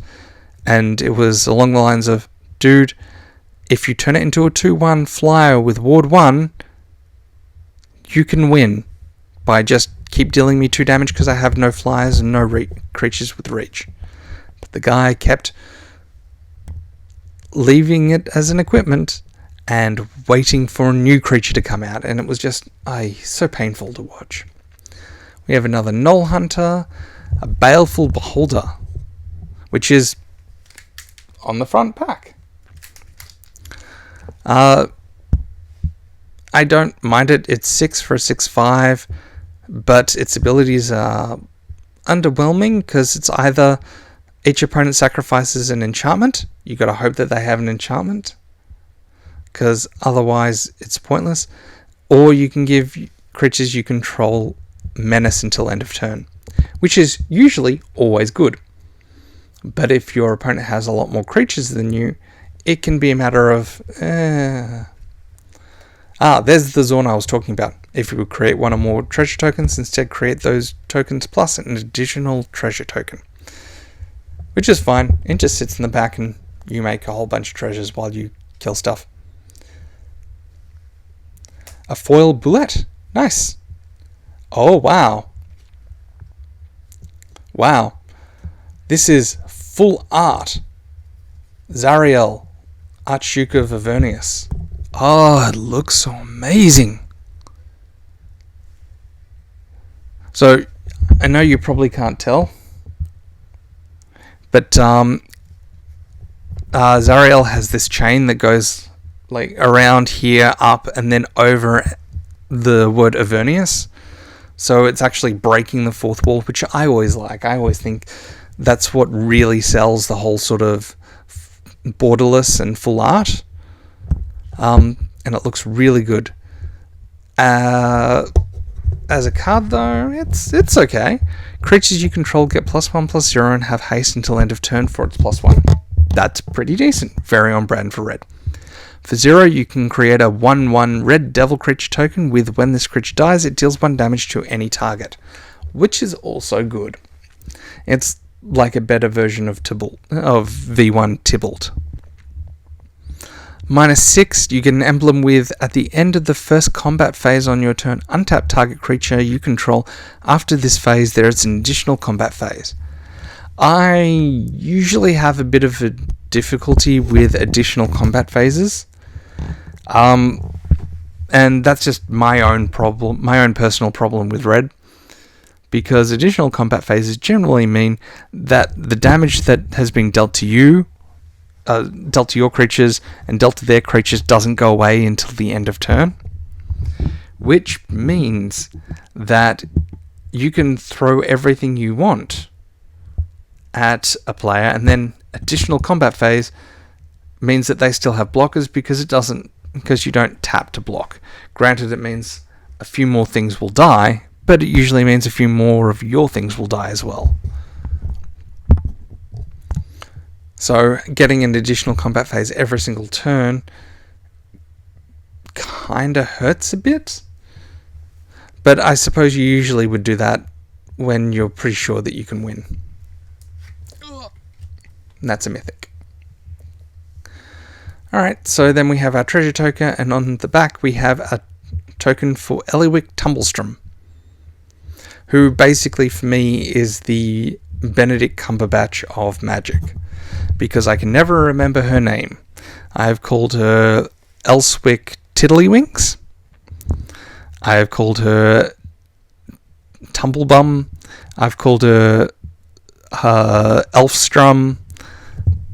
Basically, she's the Benedict Cucumber Patch of Magic for me. Oh, her emblem, creatures you control have trample and haste and get +2/+2 for each differently named dungeon you've completed.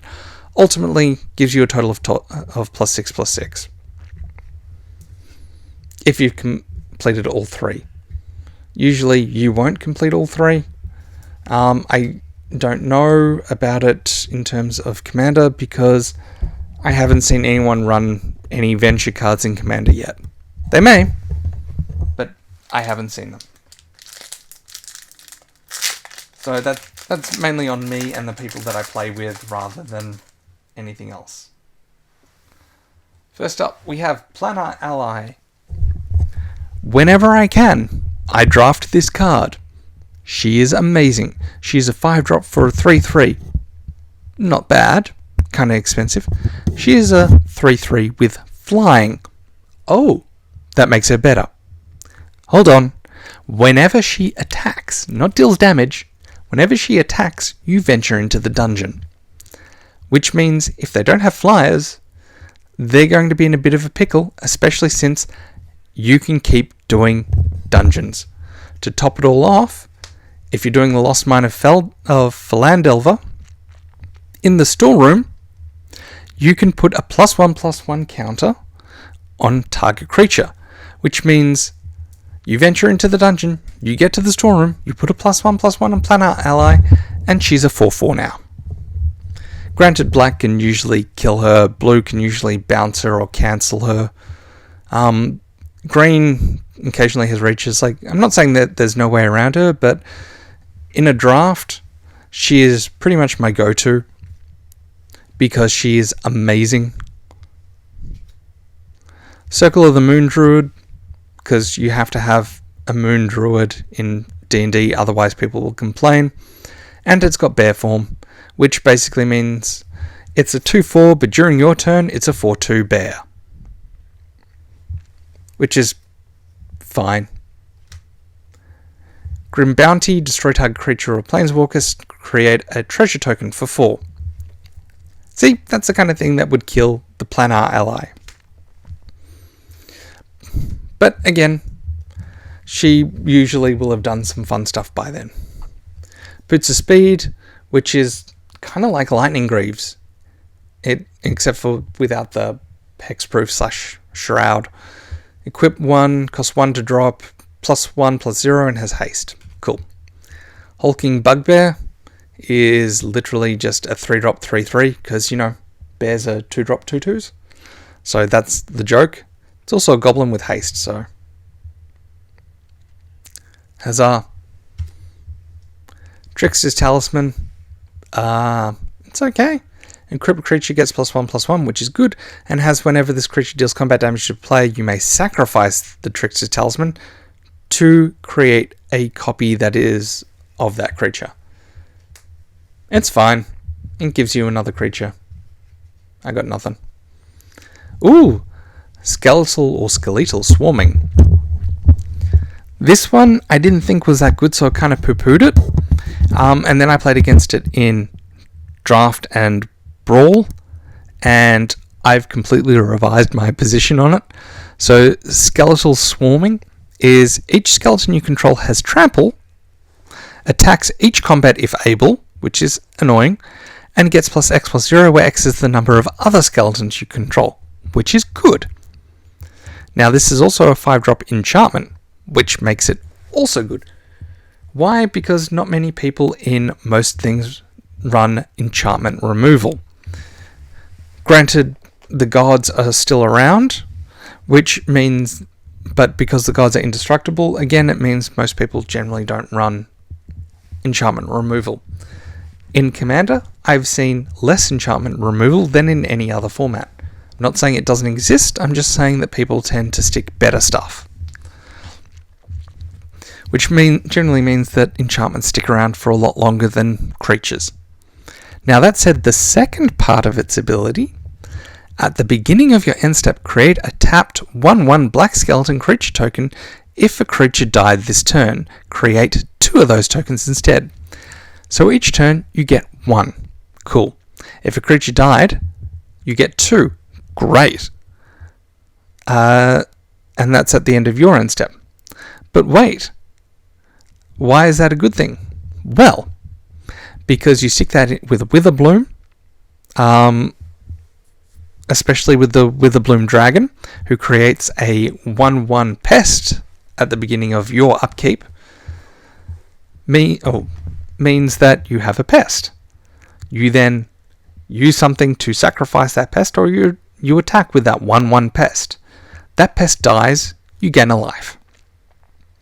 Because a creature died, skeletal swarming will trigger at the end of your turn, creating 2 skeletons. Because there are 2 skeletons created, both skeletons get +2/+0, making them 3 ones. They'll then untap, you do the same thing again, and huzzah, you now have 4 5 ones. And it keeps getting bigger and bigger. It just keeps growing. That's why I reversed my opinion on it. It's really good. Let's see. Wild Magic Sorcerer. The first spell you cast from exile each turn has Cascade. 1, that's a very Commander card, which is why it's from the Commander set. 2, Cascade. 1, this is really good for a Cascade deck, like amazingly good. Because if you cast a Cascade spell, and it's the first one you cast while that's on the field, that means it has Cascade, which means it cascades twice. Which is really good. In any other deck, it is okay. Because in a Cascade deck, you really want to keep cascading. Especially if you're playing Yidris, that bastard with all the cascades. Or you're playing that Hydra with Cascade.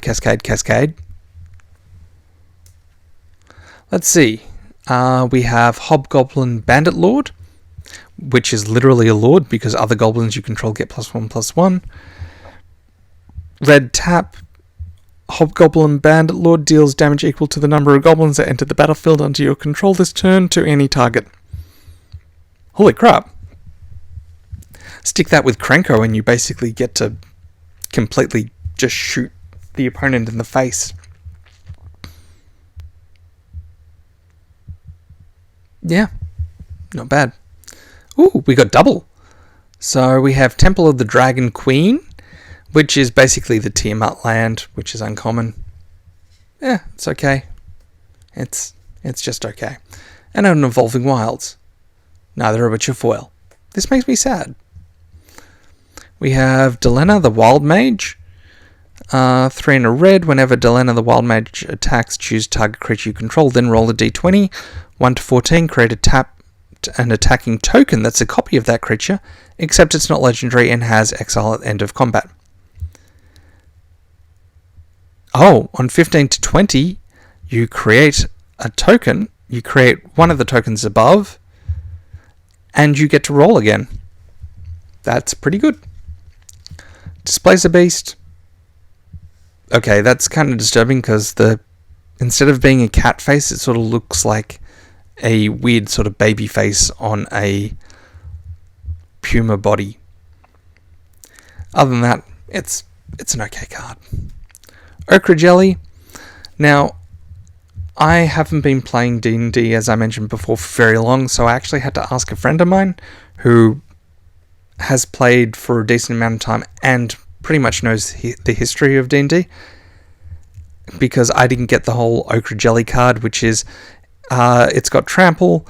Okra Jelly enters the battlefield with X +1/+1 counters on it, where X is part of the cost. And Split whenever it dies. If it had 2 or more +1/+1 counters on it, you create a token that's a copy of it at the beginning of the next end step, and that the token enters the battlefield with half that many +1/+1 counters on it rounded down. So if you pay 7, it means it enters play with 6 +1/+1s. Then when it dies, because it had 6 counter +1/+1, you create a token that's a copy of Okra Jelly, except now it's got 4. Sorry, now it's got 3. And then when you smack it again, it then comes into play rounded down, so it comes into play with 1, which means that when you kill it, it won't come back. So I had to ask what the whole joke was, and apparently Okra Jelly is a monster that is fairly well known from, I think it was 3rd edition. And basically the joke is that Okra Jelly, you keep cutting it and it keeps splitting, which is very similar to an ooze. But Okra Jelly not only does regular damage, but also after it's done regular damage, it then does lightning damage. So it basically gets to attack you twice, as opposed to a regular ooze, which usually attacks you with something like acid or something. I mean, as a card, it's fine. I'd stick it in a ooze deck, which I really want to make one day. And we have another Lolf emblem token and a treasure token. Alright, let's go. We finished one pile. Kind of hoping that we would be done bit sooner, but I've been going through these and giving you stupid anecdotes about my D&D experience. So we have a Ginny Windseeker, because the D is silent in Jinn. When it enters the battlefield, you roll a d20 and you scry 1, 2, or 3 based on what you roll. Compelled Duel, +3/+3 and has to be blocked. It's fine. Shocking Grasp, which usually would be a red card, but this is blue because it gives you -2/-0 until end of turn and draw a card. We then have a Precipitous Drop, which I really like in a limited set. If you're doing it for standard, I'd want to be a bit more careful, because when it enters play, you venture into the dungeon. Enchanted creature gets -2/-2, which is good for killing something. However, it gets -5/-5 if you've completed a dungeon. Aberrant Mind Sorcerer. It's a human elf shaman. Psionic spells.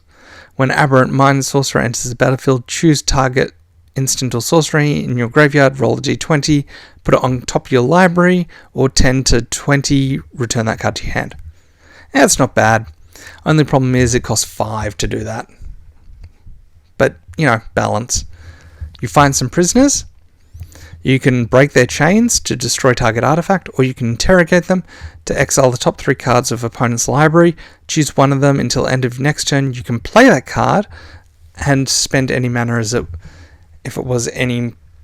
can spend any mana to cast it. So, pretty good, especially for a 2. Planes, Zalto, Fire Giant Duke. I've played against this.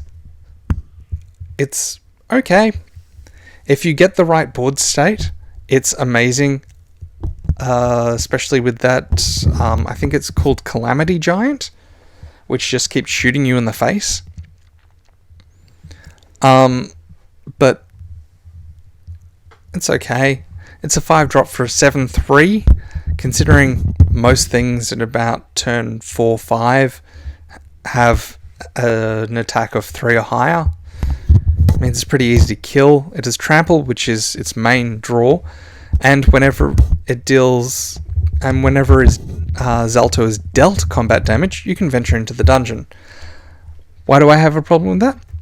Because you can basically just frostbite it and it dies instantly without having to deal any damage. You can throw something under the bus, but typically you generally have something that's got 3 or higher attack, which means that sure, you take some damage, but it dies, and it's like, ideally you want to keep pinging Zalto for 1 or 2, and that way you get to venture into the dungeon a lot more, but Phase Steed from Commander. Whenever Phase Steed attacks another attacking creature you control, gets indestructible until end of turn. Nice. Especially 4-drop for a 4/4.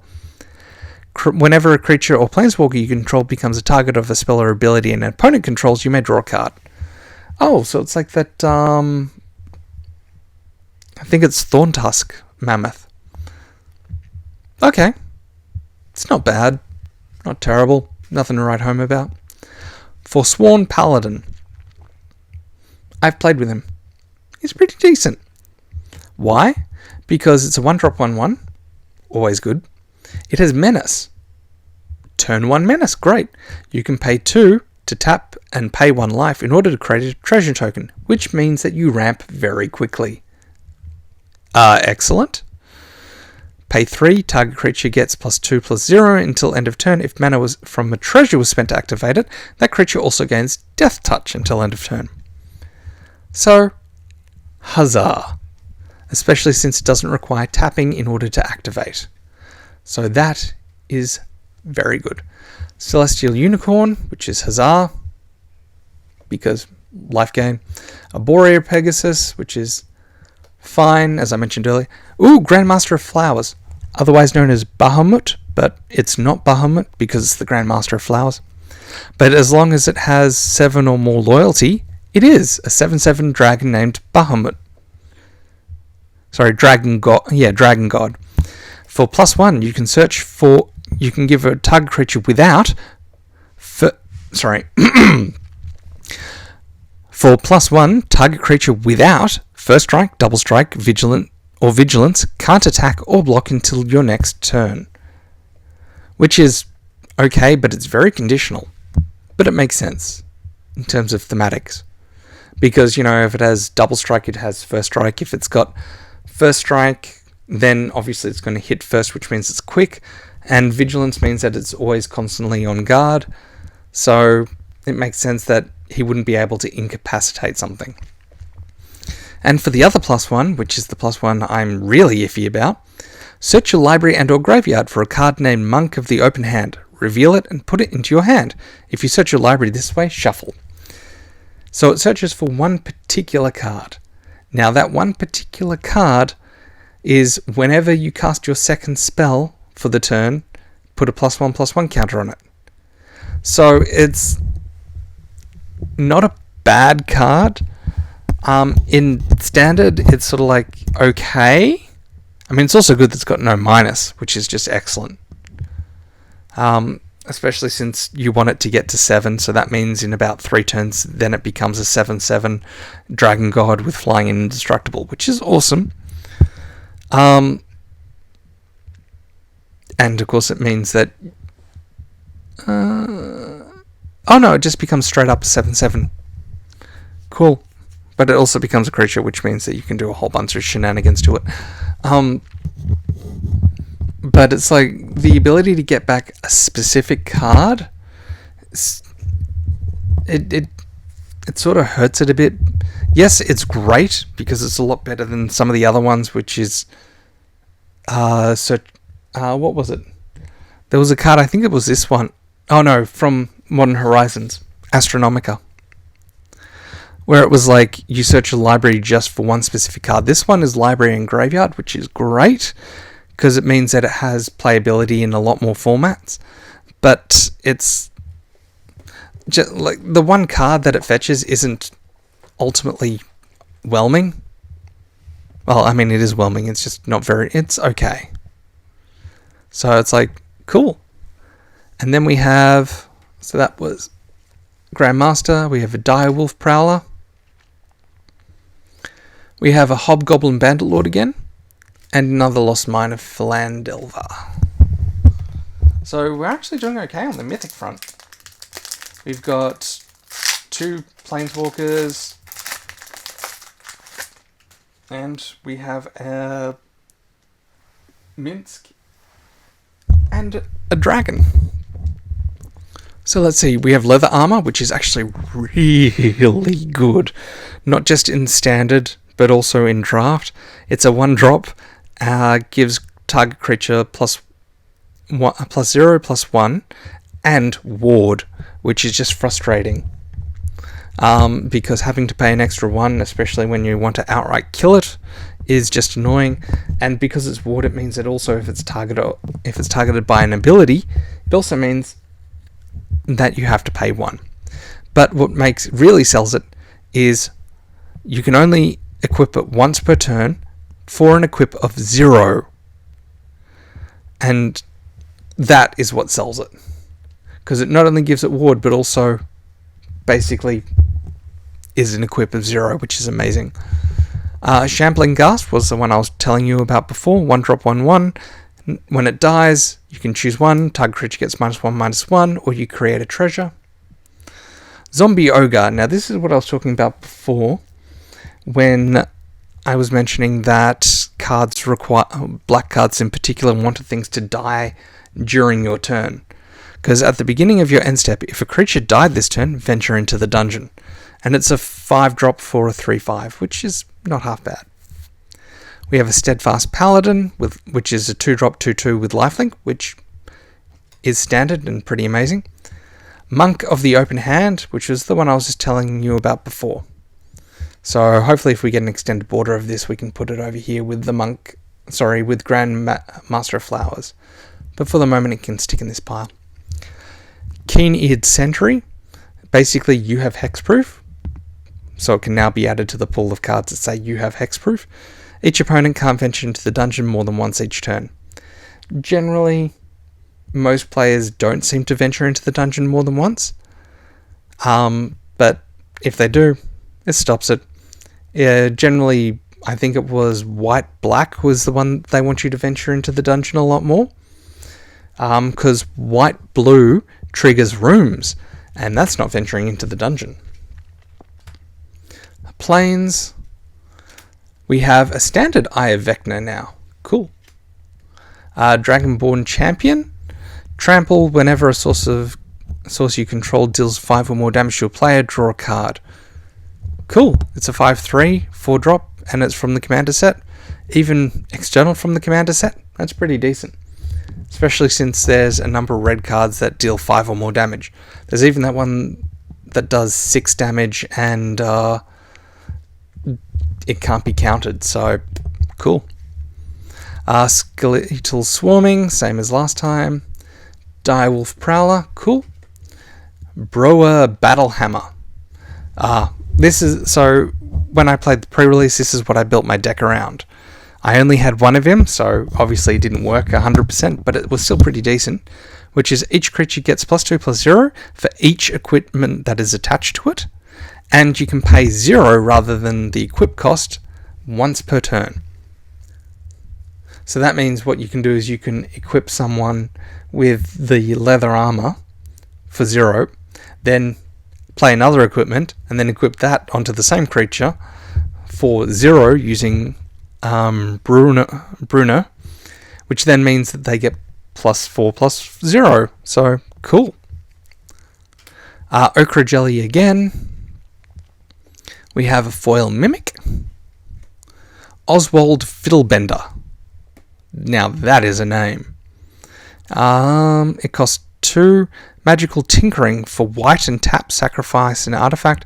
Search your library for an artifact with mana value equal to 1 plus the sacrifice. Oh my god, it's a birthing pod for artifacts! Oh my. I'm sure many decks could find a use for that, because that is pretty decent. And treasure, and oh, we have a foil Boo, which can go to Minsk. Because he's the one with the hamster that becomes a giant hamster. Oh my god, the flavor text is go for the eyes, Boo. That is awesome. So here we have, next pack we have Price of Loyalty, which is basically Betrayal. Gain control of target creature until end of turn. Untap that creature. Gain its haste until end of turn. The addition to this one is if any treasure was spent to cast a spell, it gets +2/+0, which is good. Earth Cult Elemental. It's a 6-drop 6/6, which when it enters the battlefield, roll a die, and then players sacrifice things based on what the die result is. Another Baleful Beholder. This one is the actual art rather than the alternative art we see here. Sylvan Shepherd, which is in the life gain deck, which is great because it has vigilance, and when it attacks, you roll a d20 and you gain that much life. Okay, I lie.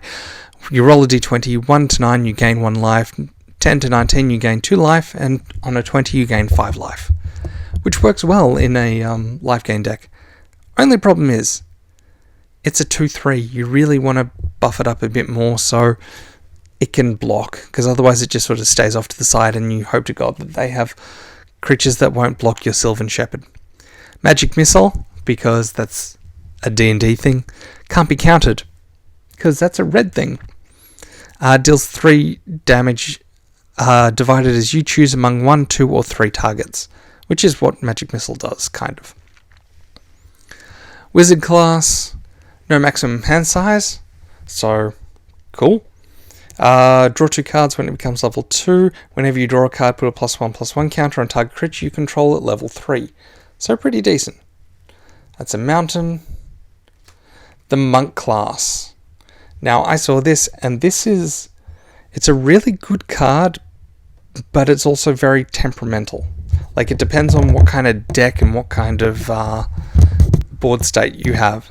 So the second spell you cast each turn costs 1 less, which is great, but that means that you've got to have enough mana to be casting 2 spells each turn. When it becomes level 2, return up to 1 target non-land permanent to its owner's hand. Again, you get those spells back, or you can get a creature back if it happened to die. Cool. Level 3, at the beginning of your upkeep, exile the top card of your library. For as long as it remains exiled, you may cast this card from exile as long as you've cast another spell this turn. So it really wants you to be casting 2 spells each turn, which you can do, but it's usually mid to late game, and by mid game, usually what's happening is you're playing your big ass creatures, so the ones that cost 5, that cost 6, and if you're doing that, you're not really casting a second spell. On top of that, you're kind of hoping then, if you are, that you're doing combat tricks on your turn, because it then means that it basically means that when your opponent's attacking, that you have 2 combat tricks then, and then you can get stuff off it. But it's iffy. It's not a bad card, it's just you got to really build around it. Song of Inspiration. Choose up to 2 target permanent cards in your graveyard, roll a d20 and add the total mana of those cards. 1 to 14, return those cards to your hand. Cool. 15 plus, return those cards to your hand, you gain life equal to the total mana value. I love it, sorry. Because you you choose 2 target permanents, you roll a d20, and then you add whatever you roll on. So basically you pick something like a 6 and a 7 cost. So that's 13, which means minimum you're going to roll, because you've got to add 1, or add whatever the roll is. The minimum you're going to roll is probably a 14, which you get those cards to hand. if you roll any higher than a 1, it basically means that, you know, you're going to return those cards to your hand and you gain life to the total mana, which means you gain 13. It's pretty decent. It's odd for a green to gain life, but it totally fits. Wizard Spellbook. I have no opinions on this card whatsoever. Like, okay, it costs 5 and 2 blue, which 7 is pretty expensive. Tap, exile, instant or sorcery card from a graveyard, roll a d20, activate only as a sorcery. Again, the sorcery thing kind of kills it, but again, you get to exile an instant or sorcery to 1 to 9, copy that card, you may cast the copy. Huzzah! On a 10 to 19, you copy that card, you may cast it by paying 1 rather than paying its mana cost. That's really good. 20, copy the card exiled with Wizard Spellbook, you may cast any number of the copies without paying their mana cost. Which is just awesome. But it's copy each card exiles, which means basically you can do all the cards all over again. Which is fantastic, but it costs 7, which means it's expensive to get out, especially in standard, and you can only activate as a sorcery, which generally means most people can see those instant spells coming, which is just, yeah, the whole point is you generally don't want your opponent to see the instant spell coming. Baleful Beholder, again, the alternate art. Full art White Dragon. Taps down, it costs 6, 4/4 flying, taps down a creature that doesn't untap. During next untap step. Huzzah. We have Volo. Volo is interesting. As a limited card, no. As a standard card, it can work. I've seen it work. As a commander, pretty dang interesting. Because it costs 4, 2, a green and a blue. Whenever you cast a creature spell that doesn't share a creature type with a creature you control or creature card in your graveyard, you copy that spell. So if it's the first time you've cast a creature, so he is a human wizard, so that means as long as you don't cast another human wizard, like, let's just say, cast our Baleful Beholder, comes into play, and then we create another token of the Baleful Beholder. So, pretty dang good.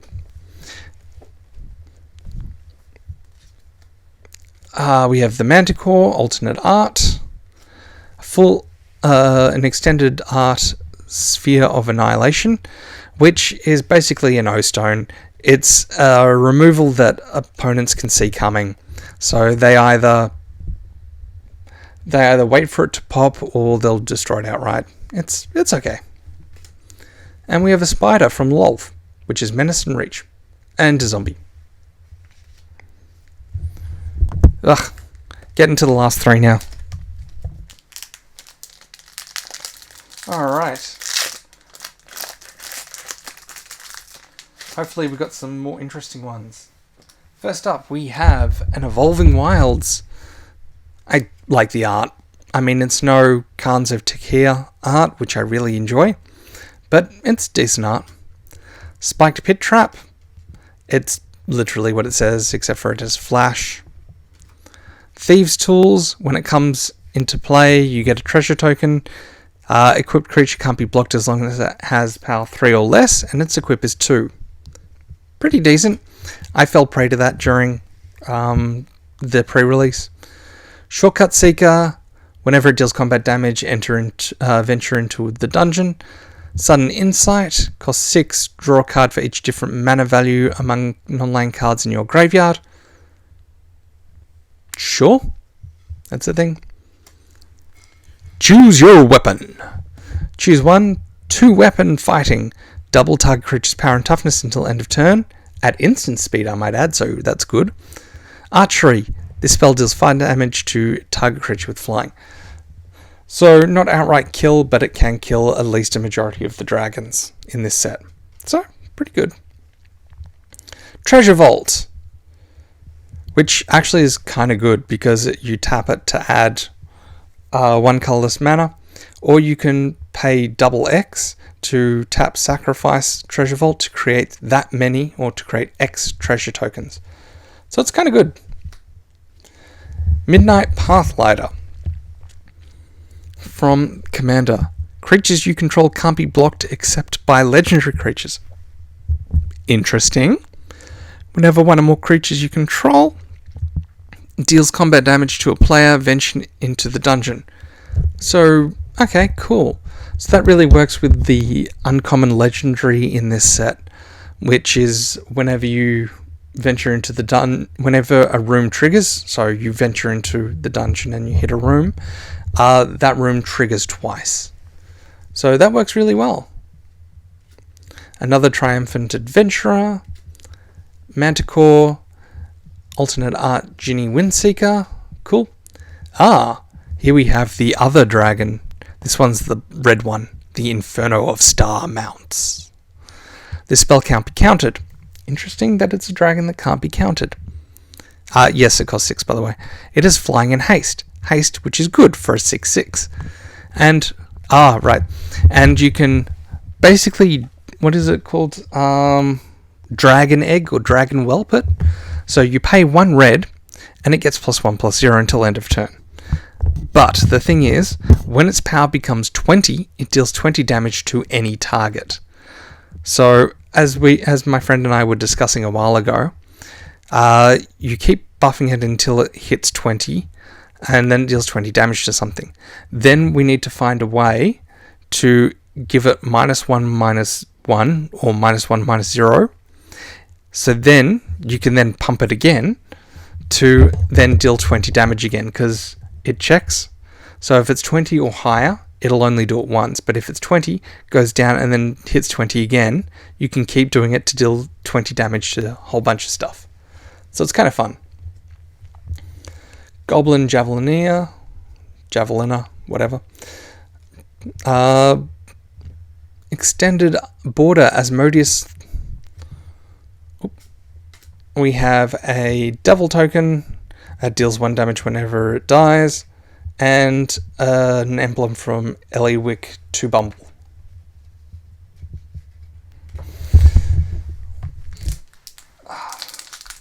Well, we went through that one pretty quickly, so this one should be interesting. So we have an Air Cult Elemental, which is just flying, and when it enters the battlefield, you can return up to 1 other target creature to its owner's hand, so you get to bounce something. You see a guard approach, you can choose one to distract the guard, tap target creature, or hide. Target creature you control gains hexproof until end of turn. Pretty good. Underdark Basilisk, 2-drop, 1/2 with Death Touch. Nothing to say there. Hobgoblin Captain, that's the other one that I was talking about that has, it checks if you're attacking with a total power of 6 or more. If you are, then it gains first strike. And it has 3 and 1, which generally means that you're going to hit that 6 pretty quick. Black Dragon, it's -3 when it enters. My mistake, not -4. And that costs 7 to bring in, so... Burning Hands, another classic D&D spell. Deals 2 damage to target creature or planeswalker. If that permanent is green, it deals 6 damage instead. So again, with this sort of hate. Not 100% sure why, but okay. Because Burning Hands doesn't have any particular hate against anything. It's just, it deals generally 2 damage. Island. We have a Mind Flayer. When it comes into play, you gain control of target creature for as long as you control Mind Flayer. Which, pretty standard. 5-drop for a 3/3, so okay. Oh hey, we have one of the actual commanders. Sephiroth of the Hidden Ways. Whenever 1 or more creature cards is put in the graveyard from anywhere, venture into the dungeon. It only triggers once per turn. Create Undead. Whenever you complete a dungeon, return target creature from your graveyard to the battlefield. Cool. That's fine. Loyal Warhound, again, fetches you lands. Underdark Basilisk, now that's a much better card. Like, that just looks a lot better than the one we saw before. Just the alternate art looks cool. Ferida, Devil's Chosen, is a blue and a red. Interesting. It's a Tiefling Warlock, Dark One's Own Luck. Whenever you roll one or more dice, Ferida, Devil's Chosen, gains flying and menace until end of turn. If any of those results were 10 or higher, draw a card. I like it. I'm not going to build any decks around it, but I like it. Another Delina Wild Mage. Foil Hammer Prashar Runeseeker. That's the one I was talking about. Room abilities of dungeons you own trigger an additional time. Oh! Extended Border Hand of Vecna. So now we have Extended Border Eye and Hand. And we have a treasure, and flip it over, and guess what? We have Vecna, the indestructible 8/8 zombie god. And lucky last.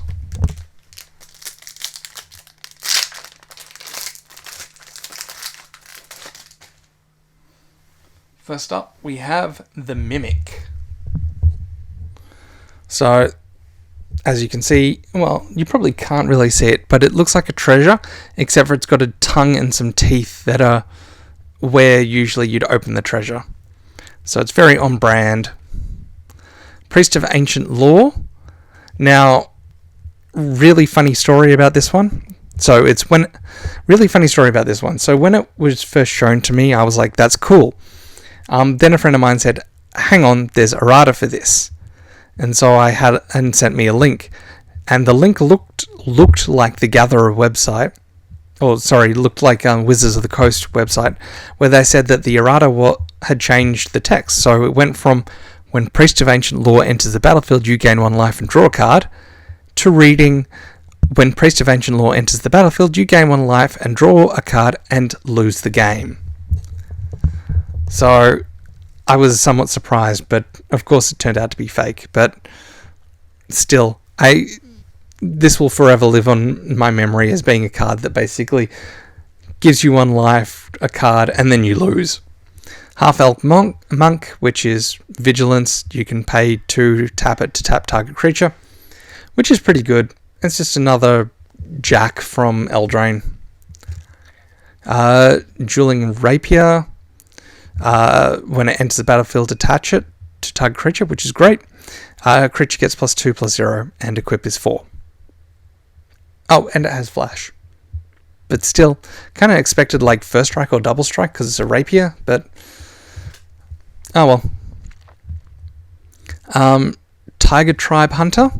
Trample, pack tactics. When you attack with the power 6 or greater, you may sacrifice another creature. When you do, Tiger Tribe Hunter deals damage equal to the sacrificed creature's power to target creature. Okay, cool. So you basically fling something at someone. There's the Cleric class I was talking about. Moving on. We have a Forest. And, a foil Tiamat. And yeah, it is foil. Thank goodness. Foil Tiamat. Cool.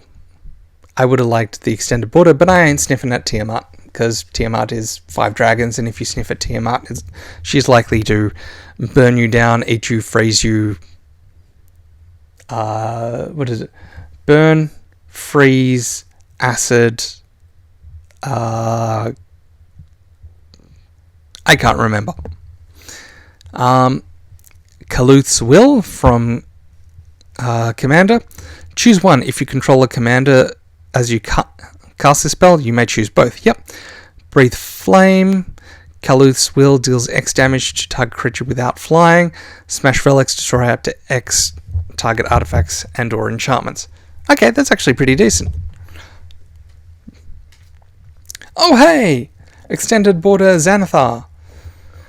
People were going nuts about this card as a commander, because I think even the professor made a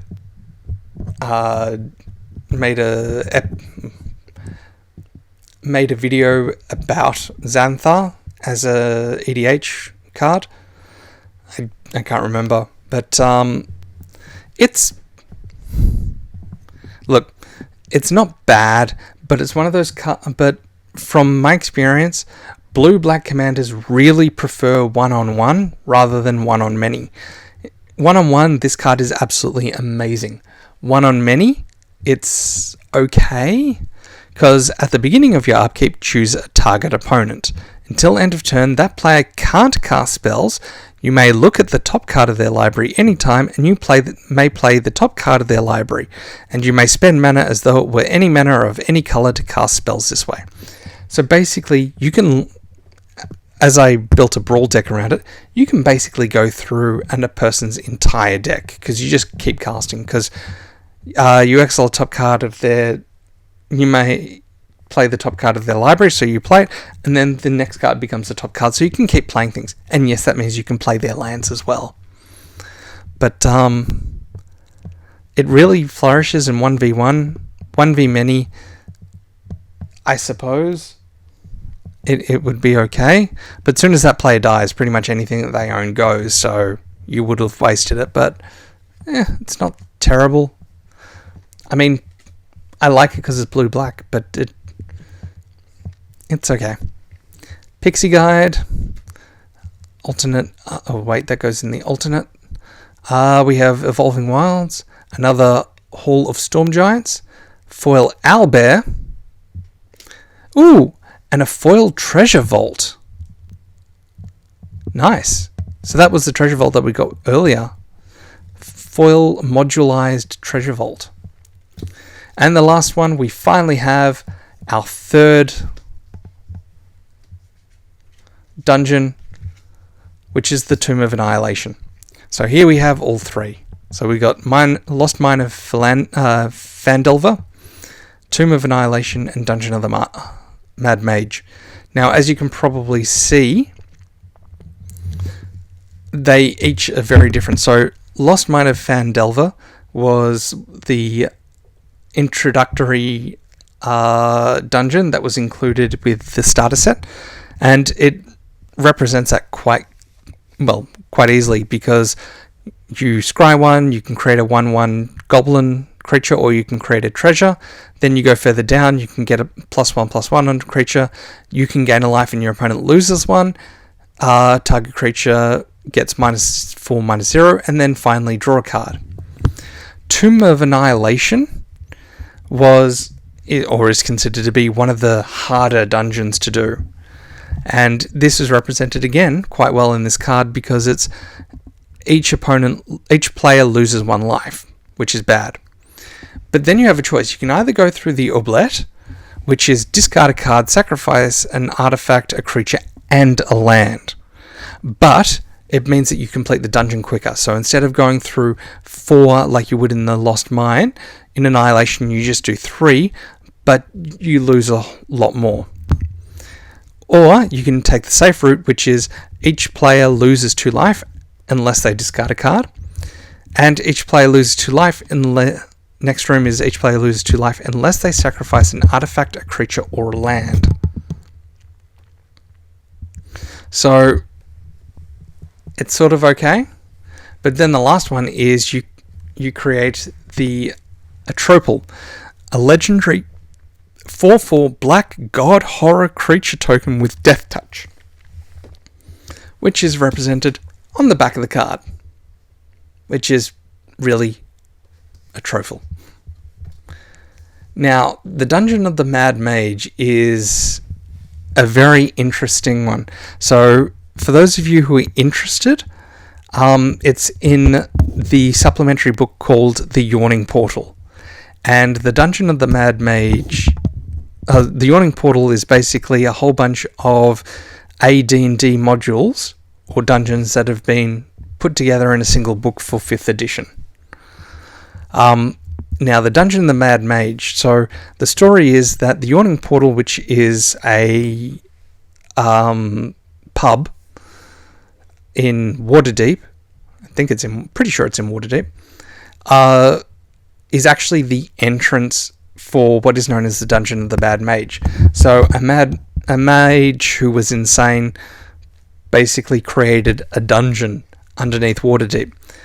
And the Yawning Portal is a well-known pub because not only do a lot of travelers go there and tell of their tales, which is why the Yawning Portal supplemental is called the Yawning Portal and has a whole bunch of dungeons.